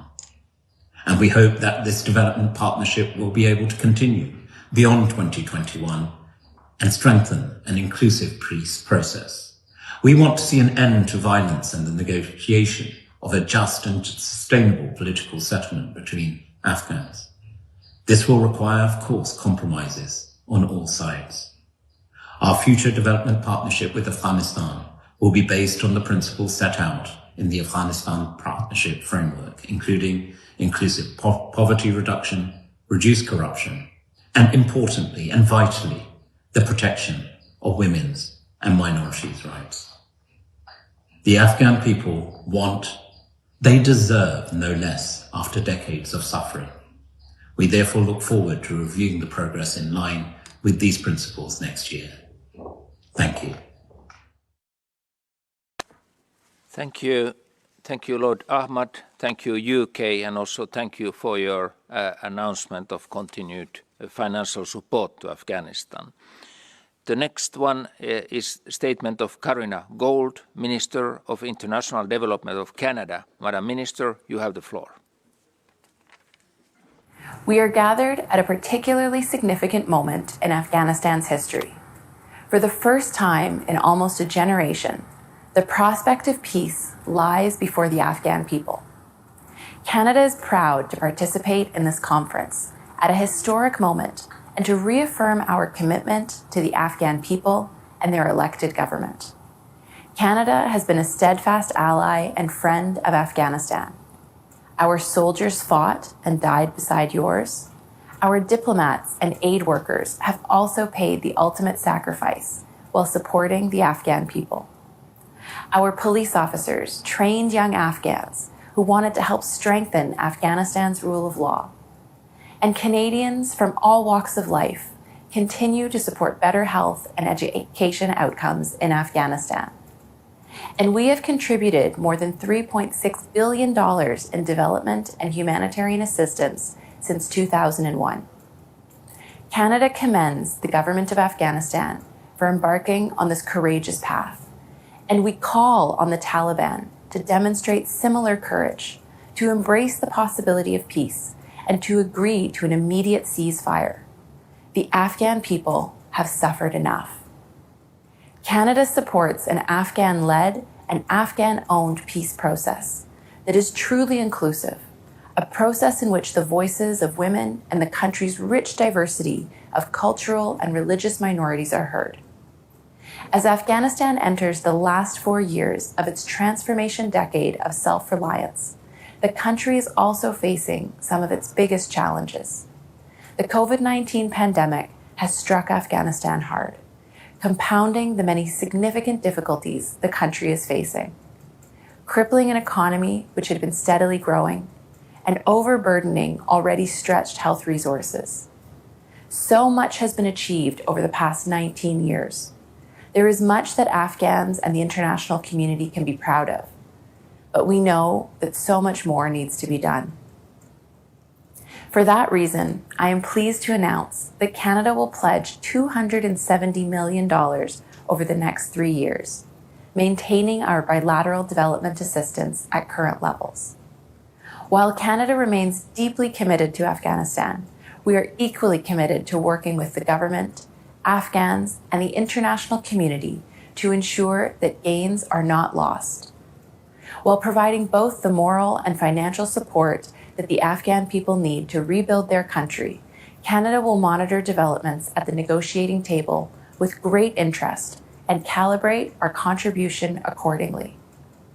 Human rights, the rights of women and girls, democracy, the rule of law, these are values that are as cherished by Afghans as they are by Canadians.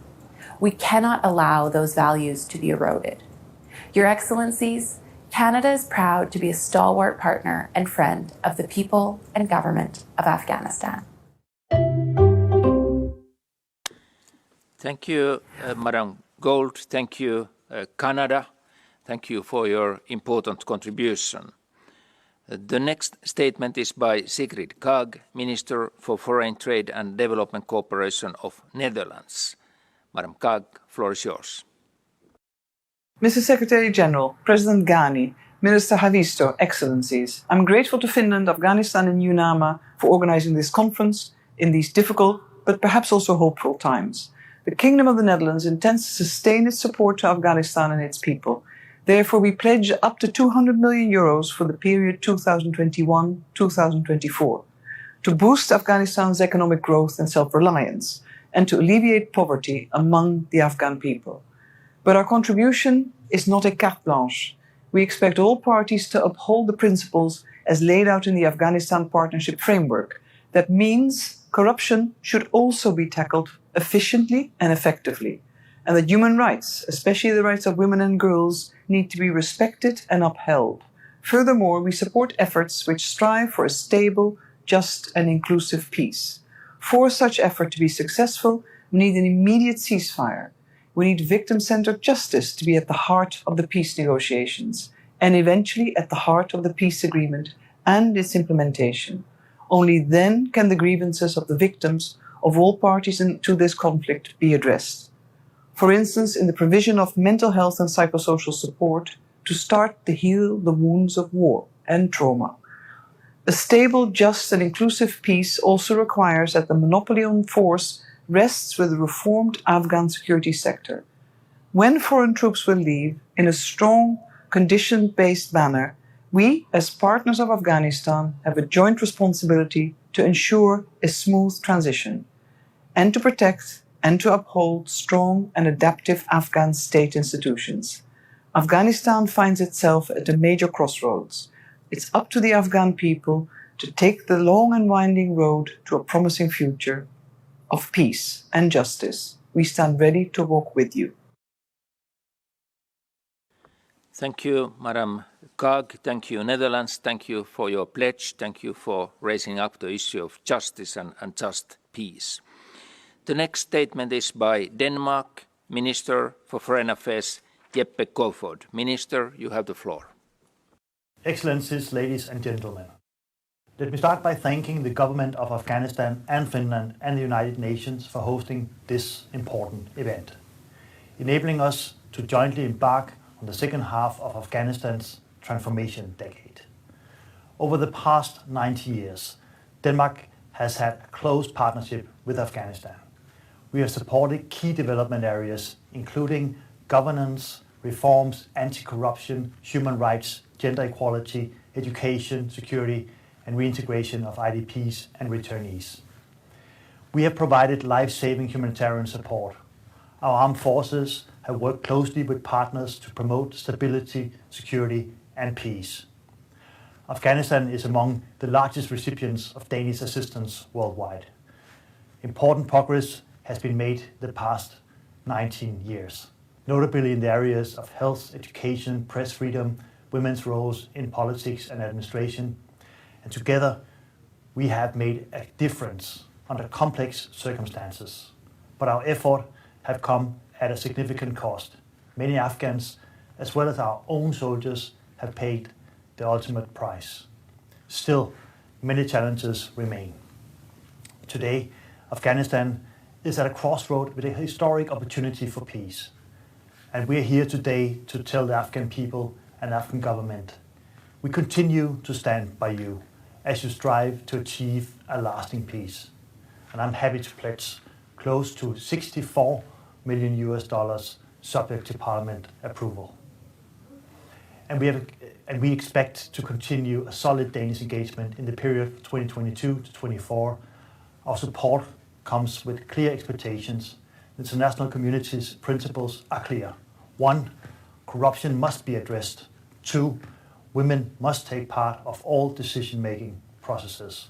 3, human rights, rule of law, and the constitutional framework must be respected.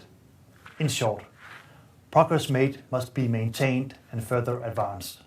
Future support will be closely linked to the ability to maintain key results and the respect for key principles. Let me conclude by underlining that development is not possible without security.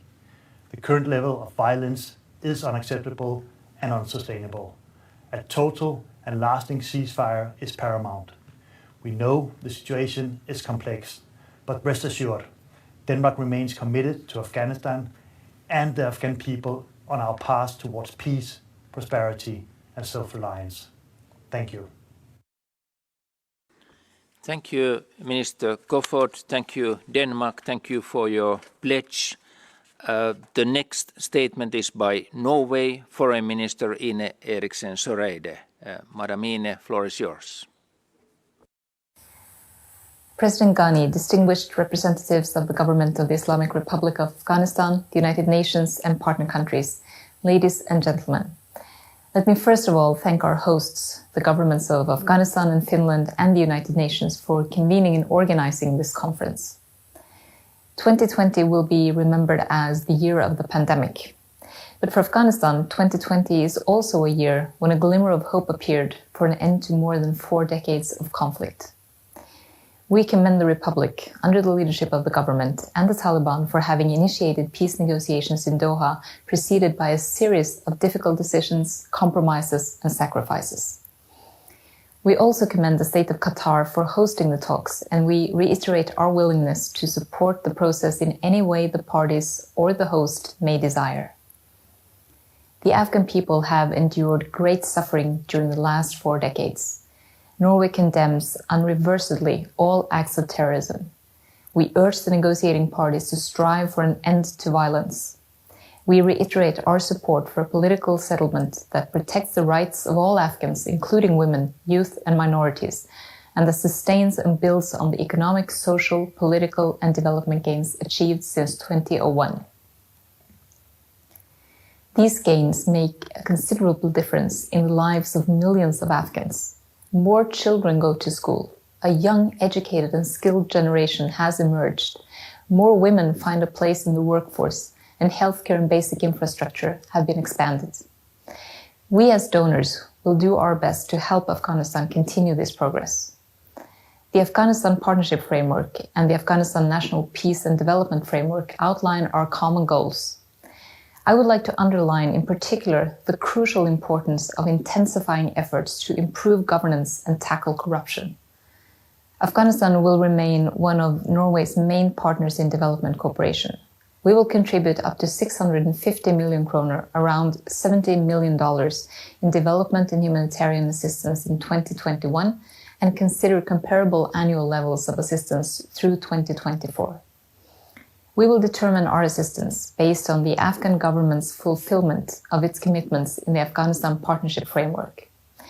Norway will also remain open to considering increased assistance for the implementation of a political settlement of the conflict, provided important commitments are fulfilled, including securing human rights for all and furthering women's empowerment. Multilateral funds such as the World Bank, ARTF, and the UNDP LOTFA will remain prominent parts of our assistance portfolio, as will non-governmental organizations. Protection of civilians is one of our main priorities. Protection of children and young people, including protection of schools from attacks, need particular attention. And it is essential that humanitarian actors get safe and unhindered access to people in need of life-saving assistance and protection. Next year, Norway will seat as an elected member of the UN Security Council. We will do our utmost to support the work of the United Nations, the Special Representative of the Secretary General and UNAMA, and to help ensure that the Security Council supports Afghanistan's peace and development process. Thank you. Thank you, Minister. Thank you, Norway. Thank you for your contribution and continued support to Afghanistan. Now I would like to invite Peter Eriksson, Minister for International Development Cooperation of Sweden. Mr. Eriksson, floor is yours. Excellencies, Ministers, ladies and gentlemen. First of all, I would like to express my gratitude to Finland, Afghanistan and UNAMA for hosting this virtual conference. For sustainable development and a sustainable peace must be ensured. Sweden welcomes the start of intra-Afghan peace negotiations and urge the parties to reach and keep the ceasefire that the Afghan people so urgently need. Women must be included at all levels in a meaningful way. The conflict needs a solution that safeguards the gains made over the past 19 years. Sweden has for a long time supported the Afghan people to live free from poverty, violence and discrimination. During the Soviet invasion, the Taliban regime, and through the first years of democracy and transformation. The Afghan people deserve a development that is sustainable and a future where the country can move towards self-reliance. Today, Sweden reiterates its ambition from the Tokyo Conference to support Afghanistan throughout the transformation decade, 2015 to 24, with 8 to 8.5 billion Swedish crowns. We also remain strongly committed to needs-based humanitarian aid. As partners to peace and development in Afghanistan, we also depend on the commitment of the Afghan government to implement necessary reforms and meet the great challenges the country is facing.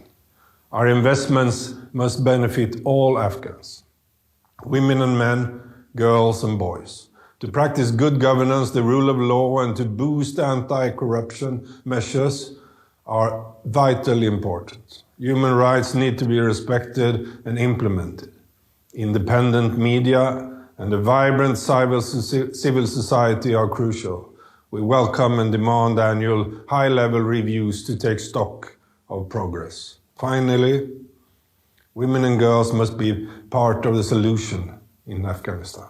The full enjoyment of human rights, including those of sexual and reproductive health, as well as economic empowerment, meaningful political participation at all levels, and freedom from all forms of violence needs to be ensured. This is vital for Afghanistan's path towards peace, prosperity, and self-reliance. Thank you. Thank you, Minister Eriksson. Thank you, Sweden, and thank you also for your pledge and commitment. Next speaker is Italy, Minister for International Cooperation, Emanuela Del Re. You have the floor, please.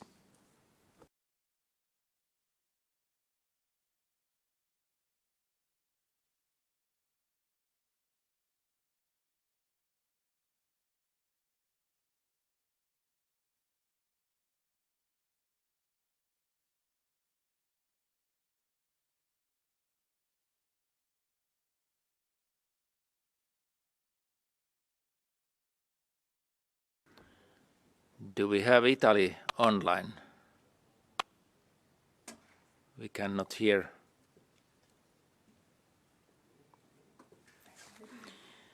So, if we cannot hear Italy at this moment, we postpone it a little bit later, and we go to Australia. The next statement will be by Special Representative for Afghanistan and Pakistan of Australia, Jan Biggs. Floor is yours. There have been many significant achievements since the last ministerial meeting on Afghanistan in November 2018, including the conclusion of a presidential election, the aid ceasefires, and the important but incremental movements towards a political settlement to end 40 years of bloodshed. Australia shares the call of the Afghan people that the next chapter should be one of an enduring, resilient and just peace. Australia encourages all parties to the peace negotiations to be inclusive and consultative. In particular, we strongly support Afghan women's active and high-level involvement in the peace process. Successful peace agreements cannot be achieved without the full and meaningful participation of women in conflict prevention, protection of rights, relief and recovery. We strongly encourage the Afghan government and the Taliban to listen to their voices and include their presence. We must also not forsake the gains that Afghan women have made over the last 19 years. Australia will continue to work with humanitarian partners to respond to the humanitarian crisis and the economic impact of the COVID-19 pandemic. Australia will focus its development assistance program in Afghanistan on health, stability, and economic needs made more acute by the COVID-19 pandemic, with an ongoing focus on women and girls through our COVID-19 Development Response Plan. As part of this COVID-19 Development Response Plan, Australia will provide $52.5 million Australian dollars in development assistance this year.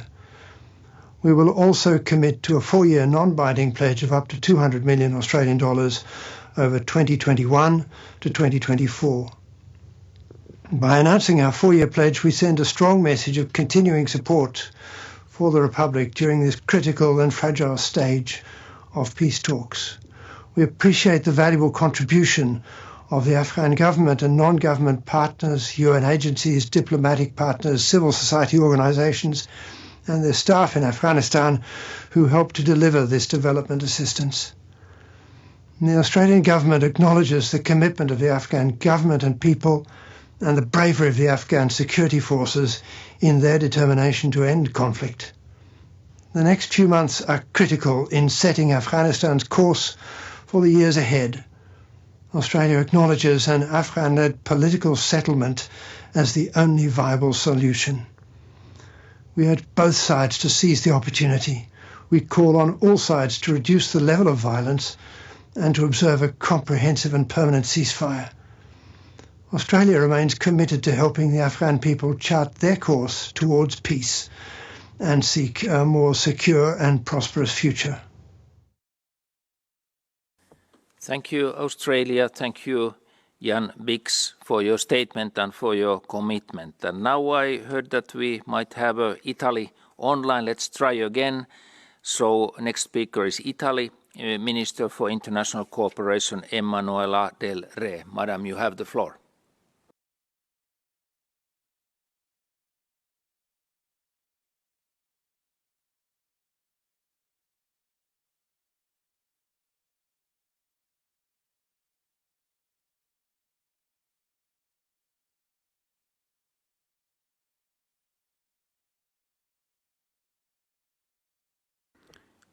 Unfortunately, it looks we cannot get connection to Italy, so Madam, if you hear us, we will pick you online at any moment that the technical facilities are available for that. I would use now this opportunity to thanking all of those who have already had their speeches and contributions, and I would like now to turn to my colleague, Afghanistan Foreign Minister Atmar, who will continue as a chair of this meeting. Mr. Atmar, floor is yours. Thank you so much, Your Excellency. Let me also join you in thanking the 9 countries who spoke and made wonderful remarks as well as their pledges. We are grateful for their generosity and continued support to Afghanistan. But let me also assure them on behalf of the Afghanistan government that their views about the key factors that will determine their support are very well understood, and the Afghan government is fully committed to honor its commitments as reflected in the Afghanistan Partnership Agreement.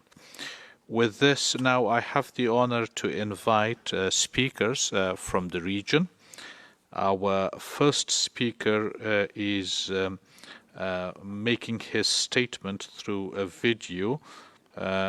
His Excellency Dr. Jay Shankar, Minister for External Affairs of India. The floor is yours.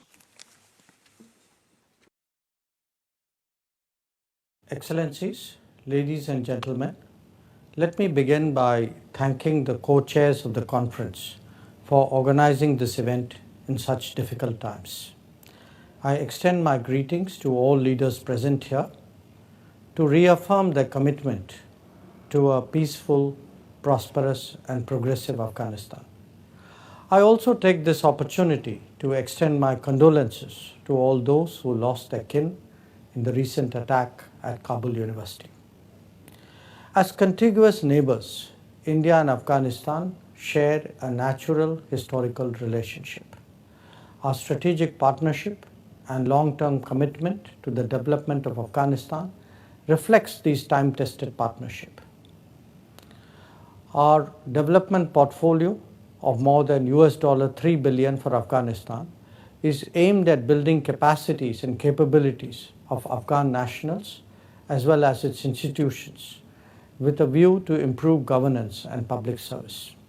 There is no part of Afghanistan today untouched by our 400 plus projects spread across all the 34 provinces of Afghanistan. Ongoing developmental programs are centered around 5 pillars: A. Large infrastructure projects, B. Human resource development and capacity building, C. Humanitarian assistance, D. High impact community development projects, and E. Enhancing trade and investment through air and land connectivity. Large infrastructure projects completed include the construction of the 218-kilometer road from Dilaran to Zaranj on the Iran border, which provides alternative connectivity for Afghanistan through Iran. The India-Afghanistan Friendship Dam and the Afghan Parliament building, which was inaugurated in 2015, a true symbol of Afghan democracy. More than 65,000 Afghan students have studied in India under various scholarship programs, and even as I speak, 15,000 students are presently studying in India. 3,000 scholarships have so far been granted to young Afghan women to pursue higher studies in India. Going beyond basic education, we also provide vocational education to a large number of women in Afghanistan. This number shall increase every year with our long-term commitment to help rebuild Afghanistan. Afghanistan's growth has been constrained by its landlocked geography, and we need to address that. Through Chabahar Port, we have provided an alternative connectivity to Afghanistan that has helped transport 75,000 tons of wheat during the COVID pandemic. We are also able to send more than 20 tons of life-saving medicines and other equipment to address the COVID challenge. I'm happy to announce today an agreement with Afghanistan for building the Shatut Dam, which would provide safe drinking water to 2 million residents of Kabul city. It builds on the 202-kilometer full-head Kumri transmission line of 2009, through which we provided power to the city. India will also launch Phase 4 of high-impact community development projects in Afghanistan, which include around 150 projects worth $80 million. India has invested heavily in peace and development in Afghanistan. We strongly believe that the gains of the last 2 decades must be preserved and that the interests of minorities, women, and vulnerable sections must be ensured. Increasing level of violence in Afghanistan naturally remains a matter of grave concern.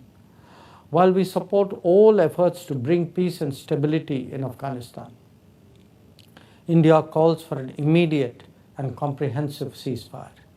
We also believe that the peace process must be Afghan-led, Afghan-owned, and Afghan-controlled. Excellencies, as an important stakeholder, India looks forward to working hand in hand with the people of Afghanistan and the world community to work towards a peaceful, prosperous, sovereign, democratic, and united Afghanistan. Thank you for your attention.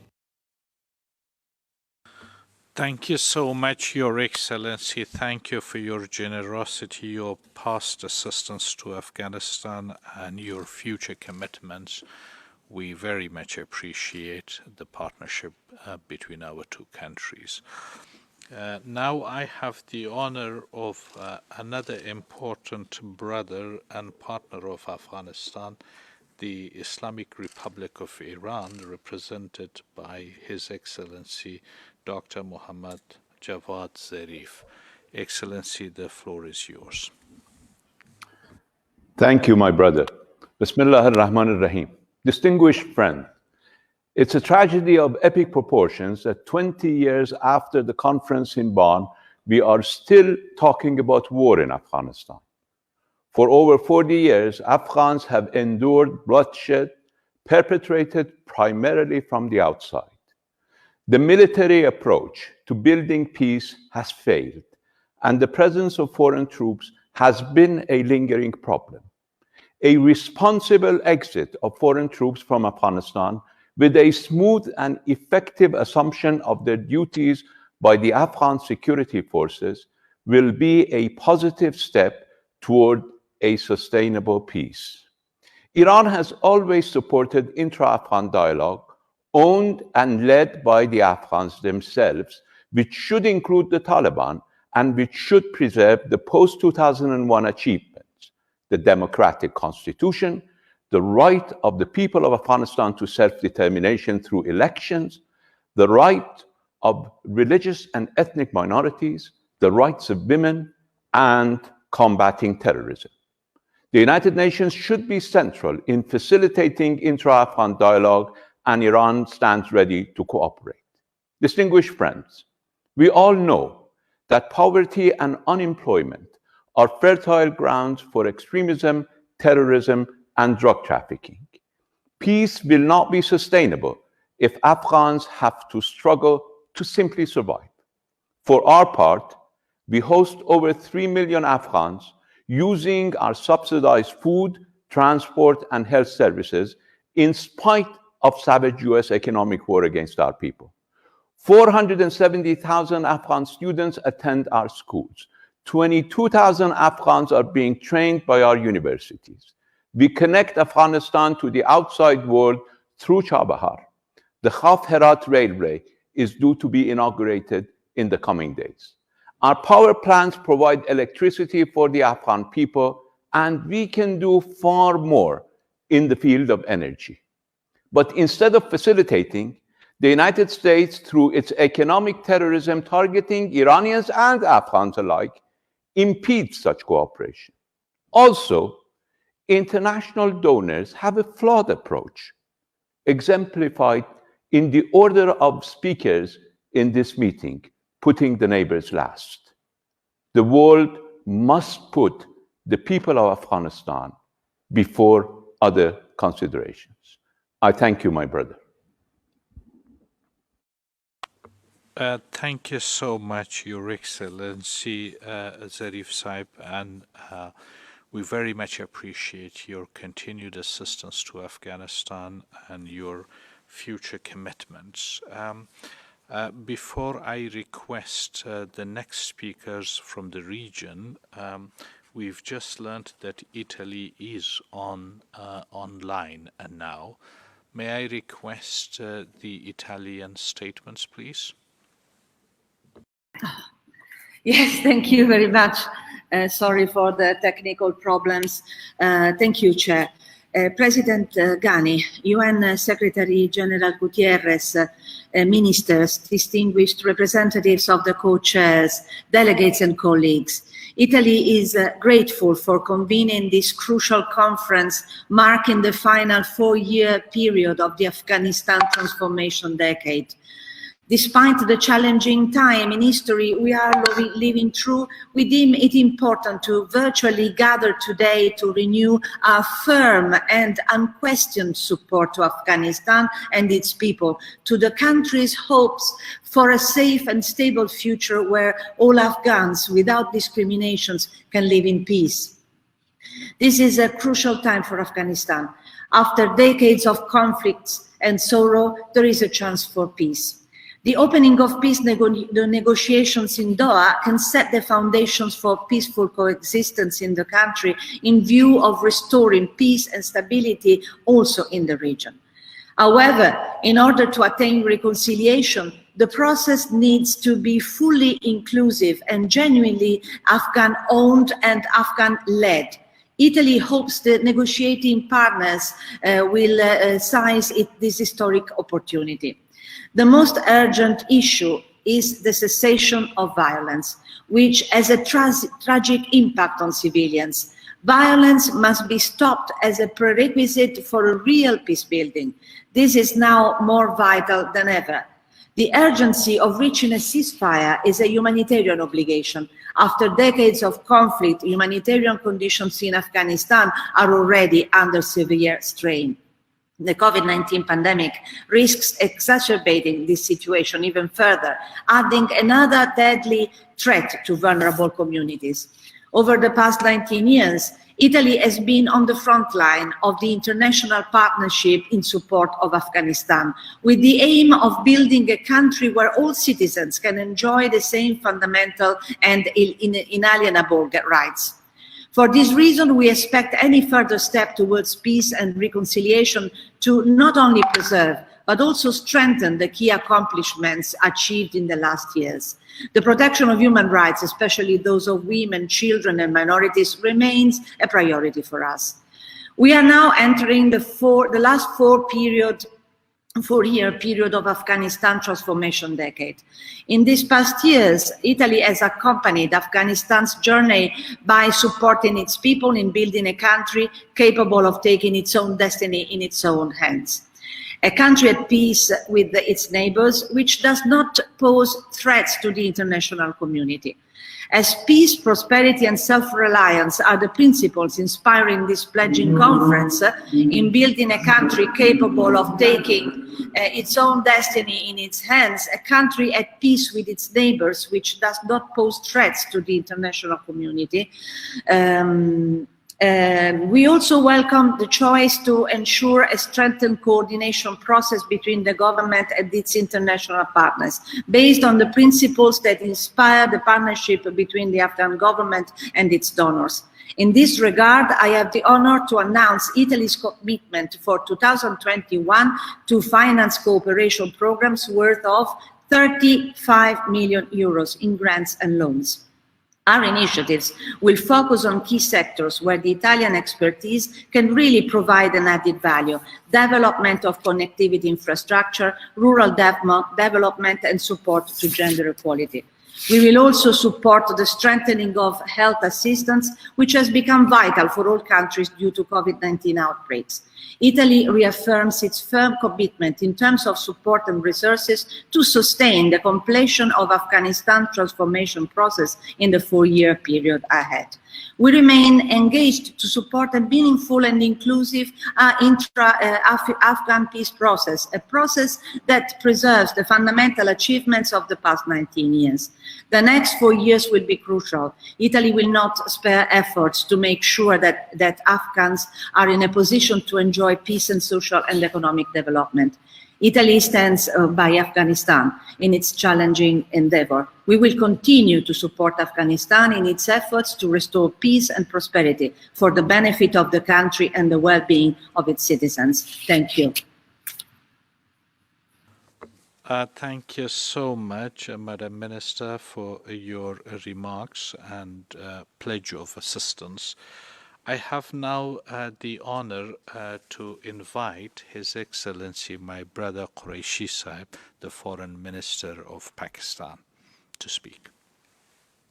Excellencies, Pekka Haavisto, Minister of Foreign Affairs of Finland, Muhammad Hanif Atmar, Acting Minister of Foreign Affairs of Islamic Republic of Afghanistan, Deborah Lyons, Special Representative of the United Nations Secretary General for Afghanistan and Head of UNAMA, distinguished delegates.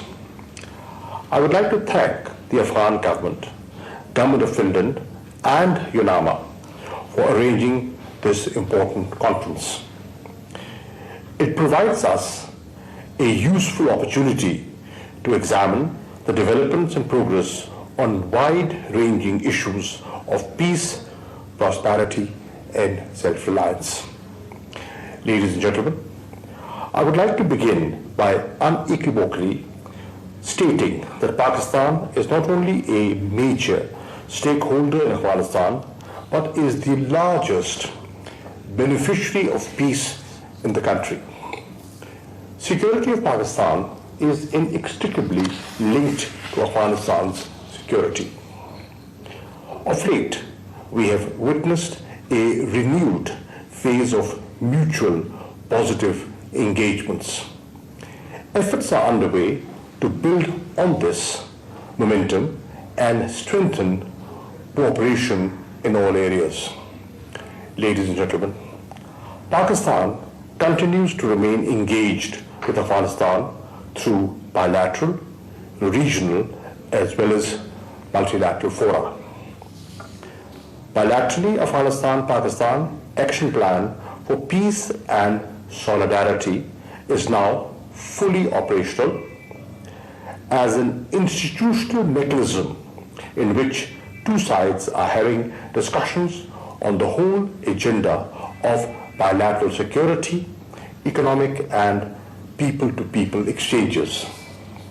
Pakistan played a constructive role in the ongoing Afghan peace process, which led to US-Taliban agreement and subsequent commencement of intra-Afghan negotiations. Ladies and gentlemen, Pakistan has taken practical steps to help Afghanistan attain self-reliance. We have earmarked $1 billion for development assistance to Afghanistan and have undertaken a number of projects in the health, education, and road infrastructure sectors. We believe that the greatest resource that can ultimately turn the country around is the Afghan people. We therefore are investing hugely in the capacity building of Afghan people. We've offered 6,000 fully funded scholarships for Afghan students in our leading universities. We're also providing training to Afghan officials and professionals in various fields. Pakistan and Afghanistan have started negotiations on preferential trade agreement and have also started the process of revision of Afghanistan-Pakistan trade agreement.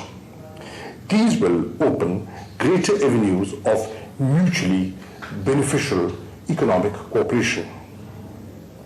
The vast web of roads linking border terminals to Karachi and Gwadar ports will help strengthen future transport and transit networks with Afghanistan.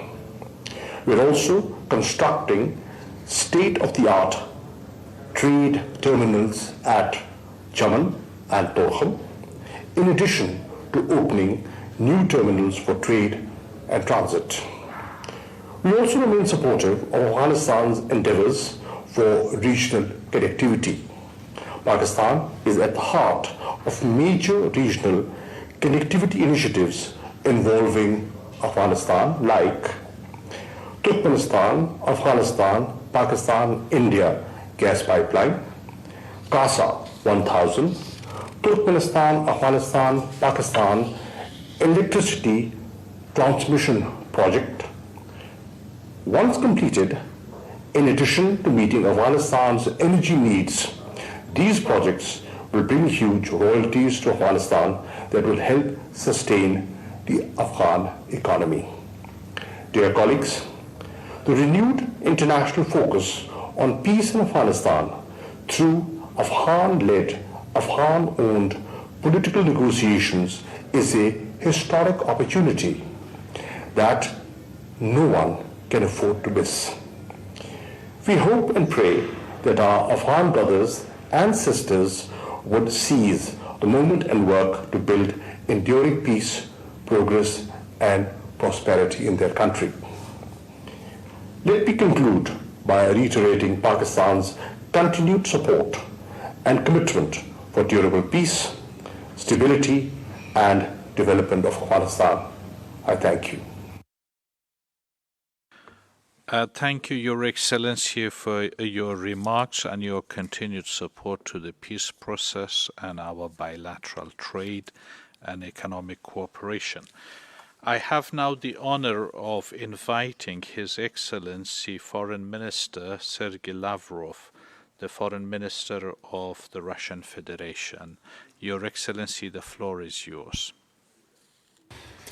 Ladies and gentlemen, the year 2020 has become for us a year of hope for a possible end of the armed conflict in Afghanistan in the near future and for establishing a lasting and durable peace. Russia welcomed the last February agreement between the Taliban movement and the United States that made it possible to launch the intra-Afghan dialogue in September this year. In 2018 and 2019, Russia made quite an effort to create the necessary conditions and an atmosphere of trust between the parties. Let me recall that it was in the Russian capital, at a meeting held in November 2018 in the framework of the so-called Moscow format, that delegations of the Taliban and the High Peace Council of Afghanistan, representing in fact the government, engaged for the first time in direct talks in the presence of observers from a dozen of regional countries and the United States. Moscow was also the venue of the first consultations between representatives of the Taliban and the inclusive delegation of Afghan politicians held at the initiative of the Afghan diaspora in Russia in February 2019 in the framework of the intra-Afghan dialogue. We remain concerned with the deteriorating security situation, especially in the north of Afghanistan, where ISIS fighters concentrate their forces and keep trying to create a bridgehead for the expansion to Central Asia. No less dangerous is the high level of production of drugs in Afghanistan, which is a source of financial support for both local and international terrorists.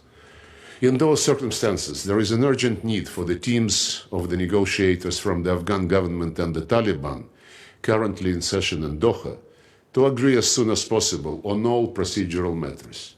We call upon both opposing parties, as well as representatives of all Afghan ethno-political groups and outside players interested in stabilizing the situation in the country, to contribute to the end of the protracted intra-Afghan war and the restoration of Afghanistan as a peaceful, secure, independent, and self-sufficient state free from terrorism and drugs.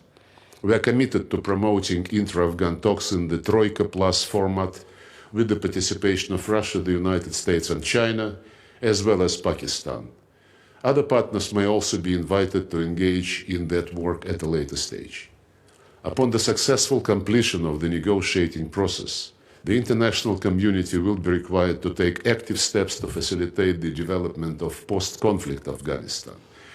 Russia, on its part, will be prepared to provide relevant support in various areas, such as combating terrorism and drug-related crime, military technological cooperation, specialized and civic training of Afghan citizens, and provision of humanitarian assistance, as well as industrial and infrastructural projects of mutual interest. Thank you for your attention. Thank you so much, Your Excellency, for your remarks. Afghanistan very much appreciates your continued support to the peace process, and your concerns about terrorism, drugs are shared concerns. Afghanistan will be fully committed to regional and our bilateral cooperation in this respect.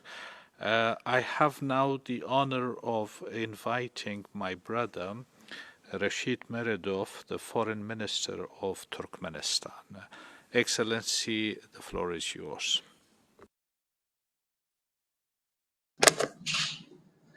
Thank you very much, Mr. Chairman, distinguished participants, ladies and gentlemen. First of all, let me welcome all participants and express my gratitude to the government of the Islamic Republic of Afghanistan, the government of Finland, and to the United Nations for arranging today's conference and kind invitation to participate in it. Dear participants, dear colleagues, we are convinced that political and diplomatic efforts should go together with the active involvement of Afghanistan in the main processes of the world economy. One of the primary aspects of strengthening peace in Afghanistan is the regional economic integration through the implementation of major infrastructure projects in the field of energy, transport, communications, and industry. Turkmenistan initiated some very important economic projects with the participation of Afghanistan. Today, together with Afghan side, we are implementing the Turkmenistan, Afghanistan, Pakistan, India, TAPI gas pipeline project. The construction has started on power transmission and fiber optic communication lines along Turkmenistan, Afghanistan, Pakistan route, as well as the railroads connecting Turkmenistan with Afghanistan and other countries in the region are being built. Currently, the implementation process of the above-mentioned joint projects is actively going on. The construction of TAPI gas pipeline on the Turkmen side, as it's scheduled, will be finished till the end of this year. And during next year, the year of 2021, we will start construction on the territory of Afghanistan. Almost the same situation we face with the construction of the fiber optic communication line.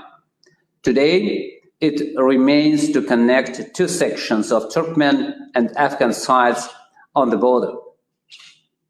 Regarding the Turkmenistan, Afghanistan, Pakistan power transmission line, I would like to mention the active collaboration of our electric power authorities and their efforts on the soonest implementation of this project. Concerning the railway connection between Turkmenistan and Afghanistan, during the next few days, the construction of the 35-kilometer-long Akina-Antoy Railroad in Faryab province of Afghanistan will be finished and fully implemented by Turkmen side. Further, in 2021, we plan to continue railway construction on Turgundi-Herat direction. For the implementation of this project, we are looking forward to attracting additional investment. In this regard, we would like to call upon all partner governments to participate and make valuable inputs for the completion of this important project. It is necessary to emphasize that until today, the government of Turkmenistan already invested to the joint projects with Afghan side more than $1.25 billion. In addition to above-mentioned projects, I would like to emphasize that Turkmen side and the government of Turkmenistan implemented some humanitarian projects, particularly health center in the Faryab province, new school for girls in Balkh province, maternity hospital in Herat province, and others were implemented by Turkmenistan. Of course, we done it in very close cooperation with our Afghan friends and colleagues.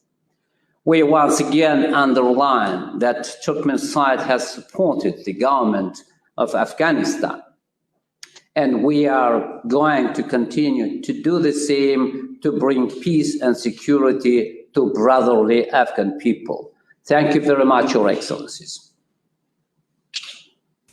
Thank you so much, my brother, for your remarks and your country's continued bilateral and multilateral cooperation with Afghanistan. We are especially committed to those TAPI, TAP, and our other projects that are not only benefiting Afghanistan and Turkmenistan, will be key to regional connectivity and cooperation.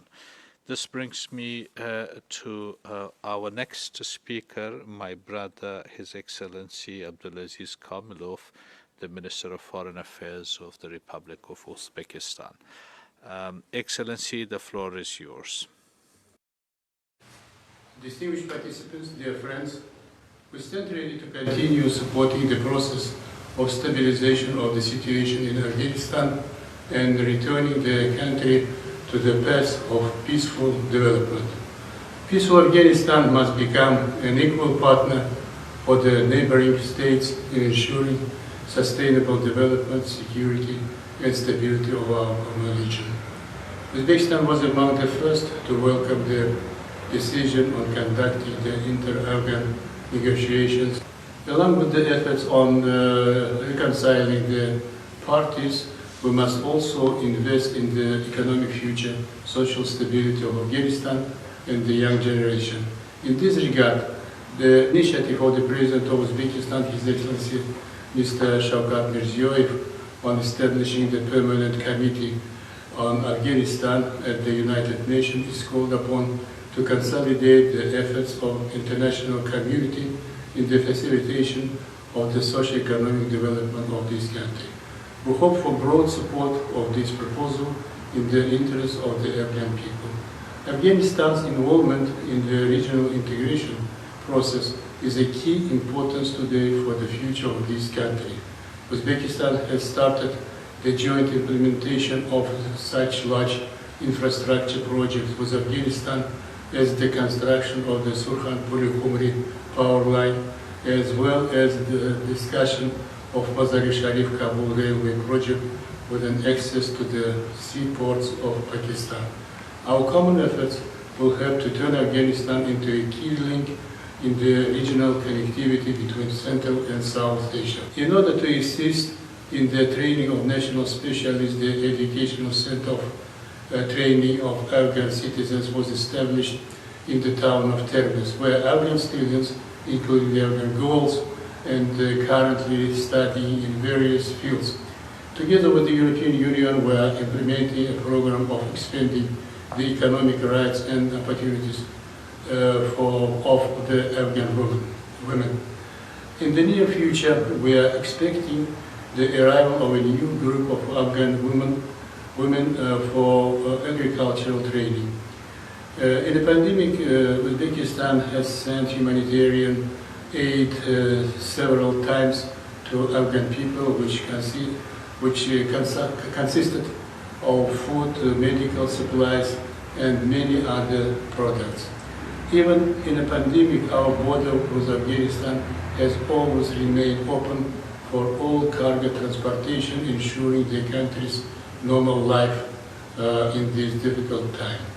Distinguished participants, I am convinced that this conference is relevant and can play an important role in consolidation of the international efforts on stabilization of the situation in the country and assisting in the economic renovation of Afghanistan. Thank you for your attention. Thank you so much, Your Excellency, for your recommendations and your very strong remarks. We very much appreciate the bilateral cooperation between Afghanistan and Uzbekistan and our cooperation for regional connectivity. Thank you so much. Excellencies, dear colleagues, ladies and gentlemen, we have now time for a break. We know that we are behind the schedule by 30 minutes, so let's have a break of 20 minutes. We will get together here at 11:50 local time, Geneva time. Please be aware that all other speakers that are scheduled will be delayed by some 20 minutes. Thank you so much. See you soon.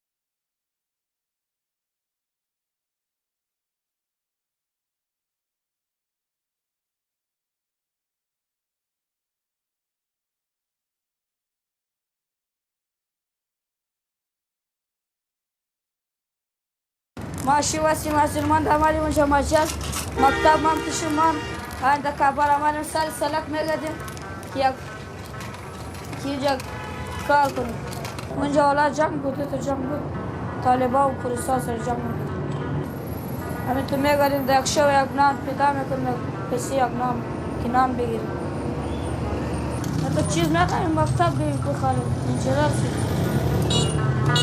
کنفرانس افغانستان 23-24 نوامبر 2020 ژنوا. صلح، رفاه و خودکفایی.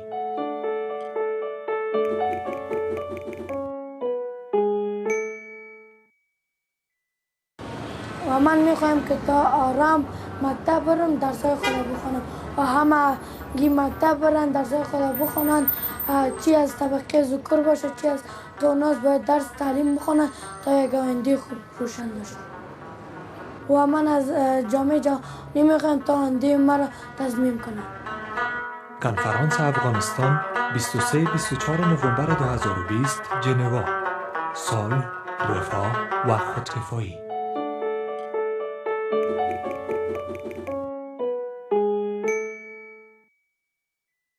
آرزوی ما برادر جان نمی آرزوی ما میخوایم آرامی را میخوایم غریب کارگر میخواهیم برادر جان از دو طرار از سرک از دیگه از مردمی گم شود. برادر جان ما یعنی آرامی را خواست داریم. برادر جان این مردم میخوایم که برای ما یک کمک، یک برادر جان یک کارگری، یک برادر جان یک دیگه، یک آرامی ما میخوایم دیگه برای ما. کنفرانس افغانستان 23-24 نوامبر 2020 ژنوا. صلح، رفاه و خودکفایی.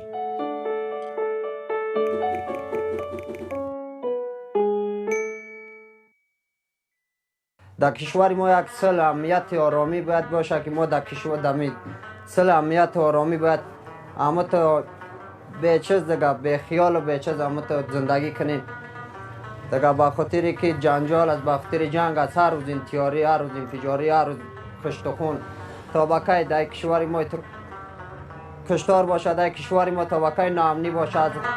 کنفرانس افغانستان 23-24 نوامبر 2020 ژنوا. صلح، رفاه و خودکفایی.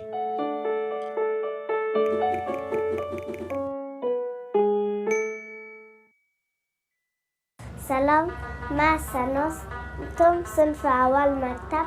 ما میخوایم در آینده یک معلم شوم و میخوایم در فضا آرام درس بخونم. کنفرانس افغانستان 23-24 نوامبر 2020 ژنوا. صلح، رفاه و خودکفایی.